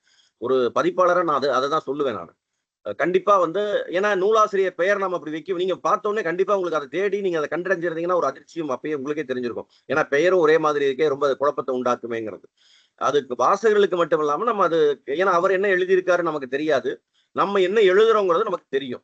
அப்படி இருக்கிறப்ப இந்த வாசகர்கள் கிட்ட குழப்பமா போய் சேர்ந்துடக்கூடாதுங்கிறதும் ஒரு இதா இருக்கணும். அந்த இடத்துல இனிவரும் காலங்கள்ல நீங்க எழுதக்கூடிய படைப்புகள்ல கவனமா இருக்கணுங்கிற ஒரு என்னுடைய ஒரு சின்ன கருத்தா முன்வைக்கிறேன். மற்றபடி இந்த அமர்வுல வந்து கலந்துகிட்டதுக்காக எல்லோருக்கும் என்னுடைய மனமார்ந்த அன்பும் நன்றியும். நிகழ்வில் தொடர்ந்து பயணிப்போம் நுழைவுளம் அமர்வுகளில். வாய்ப்பளித்தமைக்கு நன்றி. நீங்க தொடர்ந்து பேசி நிறைவு செய்யலாம். நன்றி.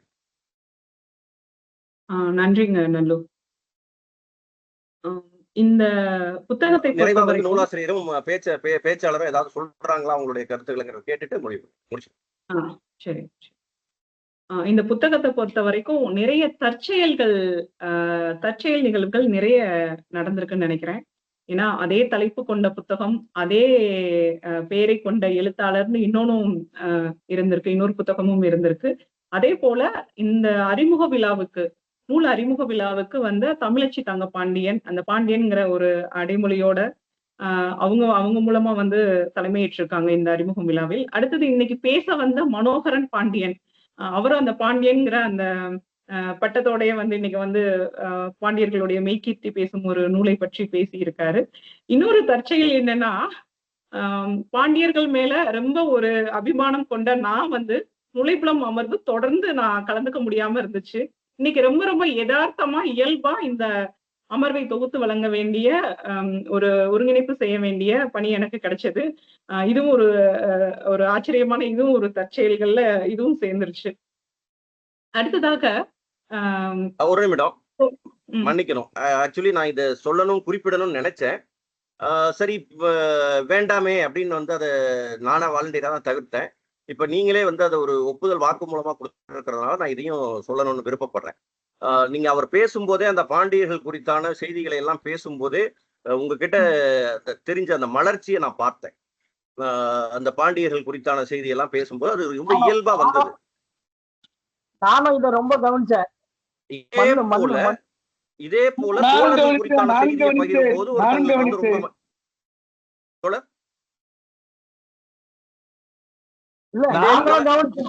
அமுராவுடைய மண் வாசனை இந்த வரைக்கும் வீசிச்சு. நன்றி நன்றி. ஆக்சுவலி நான் சொல்ல வந்தது என்னன்னா, இதே போல இன்னொரு தோழர் வந்து நமக்கு அறிமுகமான ஒரு தோழர் இருக்காங்க. அவங்க வந்து தஞ்சாவூர்காரங்க. அதனால வந்து அவங்க என்னன்னா அந்த சோழர்கள் குறித்தான ஒரு பெருமிதத்தோட இருக்கக்கூடியவங்க. இன்னொன்னு அந்த குழு விவாதங்கள்ல நடைபெறும் போது நான் பார்த்திருக்கேன். இந்த சோழர் பாண்டியர்ங்கிற விவாதம் வரும்போது வரலாற்றை தாண்டி வந்து அவங்க பாண்டியர்களை புகழ்றத அவங்களால ஏத்துக்க முடியாத சூழல் இருந்ததையும் பார்த்திருக்கேன். இந்த மலர்ச்சி, இந்த அந்த புகழ்ச்சியை ஏற்றுக்கொள்ள முடியாம இது எல்லாமே நமக்கு எங்க இருந்து வருதுன்னு நான் யோசிக்கிறேன். நான் எனக்கு இதுல வந்து ஒரு சின்ன பிரச்சனை இருக்கு. எனக்கு நம்ம ஒரு ஊரை சேர்ந்தவங்க அப்படின்றதுனால ஒரு உதாரணத்துக்கு நான் சொல்றேன். இப்ப என்ன, எனக்கு வந்து அது சேரநாட்டுல வரும். என்னுடைய சொந்த ஊர் சேரநாட்டுக்குள்ள வரும். இப்ப நீங்க அந்த குறிப்பிட்ட ஊரை பாண்டிய நாட்டுக்கு சேர்ந்த பகுதியில் இருக்கிறீங்க அப்படின்னா உடனே பாண்டியர்கள்ன்ற ஒரு பெருமிதத்துக்கு உள்ளாகிறோம். ஆனா எங்க வீட்டுக்கு முன்னால் இருக்க கரட்டுக்கு பேரு பாண்டியன் கரடுன்னு நான் சொல்றேன். நான் எனக்கு எந்த விதமான பெருமிதமும் கிடையாது. அதுல வரலாற்றை வச்சு நம்ம பெருமிதம் சொல்லிடுறேன். நானு வரலாற்றை முடிச்சிடறேன். வரலாற்றை முன்வைத்து நாம பெருமிதப்படுவதற்கோ அல்லது வரலாற்றில் அன்றைக்கு இருந்த மன்னர்களாகட்டும் வேறு யாராகட்டும் அவங்க செய்த பிழைகளோ நிறைகளோ எதுவா இருந்தாலும் அவங்களுடைய நிறைகளை வைத்து நாம பெருமைப்பட்டுக்கிறதுக்கு நமக்கு எதுவும் இல்லை. அதே போல அவர்கள் செய்த வேற ஏதாவது பிழைகள் இருந்தால் அதை குறித்து கவலை கொள்வதற்கோ எதுக்கோ நமக்கு வந்து குற்ற உணர்வு கொள்றதுக்கோ நமக்கு ஒண்ணுமே கிடையாது. காரணம் என்னன்னா நம்ம அதையெல்லாம் கடந்து எல்லா இடத்தையும் பல நூற்றாண்டுகள் கடந்து நம்ம இன்னைக்கு பயணப்படுறோம். இந்த இடத்துல வந்து நம்ம வரலாற்றை எப்போதும் நான் இந்த ஒரு வரியை திரும்ப திரும்ப சொல்லிட்டே இருப்பேன். வரலாற்றை வரலாறா மட்டுமே பார்க்கணும். அதுல வந்து ஒருத்தங்களை குறித்து இப்ப இன்னைக்கு சமகால வந்து அரசியல்ல நடக்கிற மாதிரி ஒருத்தங்க தப்பு பண்ணாங்கன்னா வந்து அதை மூடி மறைச்சிட்டு நம்ம பண்றதுக்கு இங்க ஒண்ணுமே கிடையாது. வாட்ஸ்எவர் நீங்க வந்து உங்களால போய் வரலாற்றை திருத்தி எழுதவே முடியாது. யாராலையுமே எழுத முடியாது. அது என்ன இருக்கோ அது அக்செப்டன்ஸ் வந்து வரலாற்றுல கிடைக்கக்கூடிய ஒரு தரவு. ஒரு உதாரணத்துக்கு நான் சொல்றேன். இது ஒரு சும்மா ஒரு கருத்து, ஒரு ஹைப்போதெட்டிக்கல் ஸ்டேட்மெண்டா எடுத்துக்கலாம். ஒரு யாரா ஒரு சோழ மன்னன் இப்ப நம்ம வந்து எல்லாருமே வந்து ராஜராஜ சோழன் ரொம்ப பெருமிதத்தோட பேசிட்டு இருக்கோம். ராஜராஜ சோழன் பக்கம் அதே போல நெகட்டிவா வந்து சிலர் அந்த விமர்சனங்கள் முன்வைக்கிறதும் இருக்காங்க. போத்தவே நம்ம அக்செப்ட் பண்ணணும். ரெண்டையும் வந்து நம்ம வந்து ஆய்வுக்கு உட்படுத்தலாம். அதுல கிடைக்கக்கூடிய முடிவுகளை தரவுகளை நம்ம எடுத்துக்கலாம். அதை பத்தி எந்த சிக்கலும் இல்லை. ஆனால் அவங்க மேல வந்து ஏதாவது ஒரு சிக்கல் இருந்துதான் அதை ஏத்துக்க மாட்டேன்னு சொல்றதும் அல்லது வந்து ஓகே அதனுடைய பெருமையை வந்து நம்ம கொண்டாடுவதும் அதனால நமக்கு எந்த பயனும் இல்லை. இதை நான் ஏன் குறிப்பிடுறேன்னா வரலாறுங்கிறது திருத்தி எழுதப்படக்கூடாதது அப்படின்னு நான் தொடர்ந்து சொல்லிட்டு இருக்கேன். ஏன்னா வந்து நிறைய இடங்கள்ல இப்ப பெயர்கள் இப்ப இந்த சாதி ஒழிப்பு அப்படிங்கிற இடத்துல வர்றப்ப முன்னால இருந்த நூலாசிரியர்கள் பெயர்கள், இலக்கியவாதிகள் பெயர்கள் இருந்த சாதி பின்னொட்டுகள் எல்லாம் அரசாங்கமே நீக்குது. அதெல்லாம் வந்து என்ன சொல்றது, பிற்காலத்துல ஒரு உதாரணத்துக்கு சொல்லணும்னா அண்ணா லைப்ரரியில ராப்பி சேதுப்பிள்ளை அவர் எழுதிய அவருடைய படத்தை வச்சு கீழே வந்து ராப்பி சே அப்படின்னு போட்டிருக்காங்க. அவருடைய ஏன்னா பிள்ளைன்னு வந்து எழுதுறதுல அவங்களுக்கு சிக்கலா இருக்கு. மாயூரம் வேதநாயகம் அப்படின்னு போட்டிருக்காங்க. நான் என்னுடைய கேள்வி என்னன்னா, மாயூரம் வேதநாயகம் சரி, மாயூரம் வேதநாயகம் எழுதிய புத்தகம் பிரதாபர் சரித்திரமா பிரதாப முதலியார் சரித்திரமான்னு நான் கேட்கிறேன். அப்போ அந்த வரலாற்றுல இதெல்லாம் இருந்தது. இன்னைக்கு நாம் அங்கிருந்து இந்த காலத்துக்கு நகர்ந்து வந்திருக்கோங்கிறத நம்ம புரிஞ்சுக்கணும். அந்த இடத்துக்கு தான் நான் வந்து அதுல மற்றவங்க செஞ்சதுல அது பாண்டியர்கள் சோழர்கள் இல்லை, உங்க தாத்தாவோ உங்க அப்பாவோ செஞ்ச நல்லதுல நமக்கு எந்த விதமான பெருமிதமும் கிடையாது. அவங்க செஞ்ச தவறுகள்ல நம்ம எந்த குற்ற உணர்வும் கொள்ள வேண்டியதில்லை. ஏன்னா நாம என்ன செய்யறோம், நம்ம என்ன எப்படி அடுத்த கட்டத்துக்கு நகர்றோங்கிறது தான் நம்முடைய வாழ்க்கையில நம்மை நாம் எப்படி அடையாளப்படுத்திக்கிறோங்கிற ஒரு செய்திங்கிறத மட்டும் இந்த இடத்துல நான் பதிவு பண்ண விரும்புறேன். இது எல்லோருக்கும் ஒரு பொதுவான செய்தி தான். யாரையும் வந்து தனிப்பட்ட முறையில சொல்ற ஒரு குற்றம் சாட்டுவதாகவோ அந்த மாதிரி கிடையாது. பட் அந்த நம்ம வந்து எப்பவுமே அடுத்த கட்டத்துக்கு நம்ம நகர்றவங்க முந்தைய காலகட்ட பெருமிதங்கள்ல இருந்து வெளியே வரணும், குற்ற உணர்வுகள்ல இருந்து விடுபடணுங்கிறதா என்னுடைய வேண்டுகோள். நன்றி. இல்ல இது ஒரு பொதுவான கலந்துரையாடலுக்கு இந்த உரை வந்து ஒத்து வரும். இது வந்து இந்த நூல் பத்தி நம்ம பேசும்போது, அப்ப அந்த நூல் பத்தின வந்து நல்ல விஷயங்களை தான் வந்து ஒரு பாசிட்டிவான விஷயங்களை தான் நம்ம வந்து இப்ப வந்து பேச வேண்டியது நூலில் வந்து இருக்கக்கூடிய எந்த விதமான சிறப்பு அம்சங்களையும் நான் ஒண்ணுமே சொல்லல. உங்களுக்கு ஆமா, அது பாண்டியர்கள்னு பாண்டியர்களோட சொன்ன சிறப்பு உடனே அம்சம் தானே. உங்களுக்குள்ள நூலே வரக்கூடிய அந்த பாண்டியர்களோட பெருமிதம் குறித்து நான் இதை சிறப்பம்சம் சொல்ல தானே. வேண்டியதா இருக்கு. அவ்வளவுதான். நூலே பாண்டியர்களோட மெய்க்கீர்த்தியை பத்தி பேசுறது தானே. அப்ப அதை பத்தி பேசித்தானே ஆகணும்.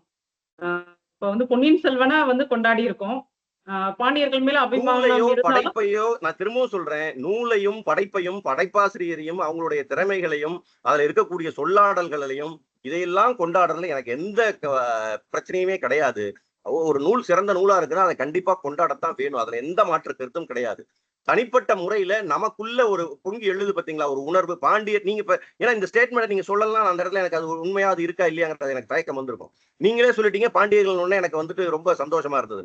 அந்த இடத்த தான் நான் வந்து குறிப்பிடுறேன். நான் அது வந்து அதுல இல்ல சார், சந்தோஷப்பட்டுக்கிறதுக்கு இப்ப எழுத்தாளருமே வந்து அந்த அந்த அவங்க அந்த அபிமானத்துலதான் இந்த புத்தகத்தை எழுதியிருக்காரு. சரி, இது இந்த விவாதத்தை தொடர்ந்து நீட்டிக்க வேண்டாம்னு நினைக்கிறேன். நீங்க முடிக்கலாம். நன்றி. ஒரே ஒரு நிமிஷம் என் கருத்து சொல்லிடுறேன். அவங்களுக்கு வந்து அந்த ஊர் பெருமை இருந்தது. இப்போ சேலம்னாக்கவே நல்லூர் கிட்ட வந்து ஒரு சேலம் சொல்லும் போது ஒரு அதை பத்தி நிறைய விஷயம் பேசுவேன். நான் அதை கவனிச்சிருக்கேன். அது மாதிரி எல்லாருக்குமே அந்த ஊரின் போது அந்த உணர்வு இருக்கும். அதெல்லாம் அவங்க வெளிப்படுத்திருக்காங்க தான் நான் உணர்றேன். அவங்க அந்த பாண்டியன் அந்த இதுனா கூட அது ரெண்டாவது பட்சம் தான். அவங்க அந்த ஊர் அந்த அந்த பக்கத்து இருக்குதுன்ற அந்த மண் இதுதான் அவங்க வெளிப்படுத்தினாங்க. இதுதான் நான் உணர்ந்தேன்.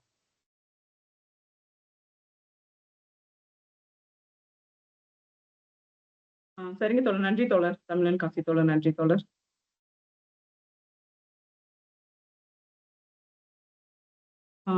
ஒரு நீண்ட பாரம்பரியமும் ஒரு நீண்ட வரலாறும் கொண்ட பாண்டியர்கள் பற்றிய இந்த நூலை எழுதிய ஜீரா அவர்களுக்கு வந்து மிகுந்த நன்றியும் வாழ்த்தும் அன்பும்.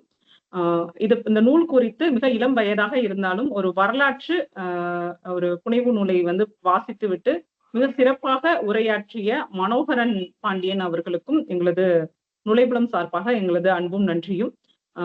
இதில் கலந்து கொண்டு கேள்விகள் கேட்ட கோமதி சங்கர் தோழர் மற்றும் பேசிய அக்லூர் ரவி தோழர், பிரபாகர் தோழர் அனைவருக்கும் எங்களது அன்பும் நன்றியும்.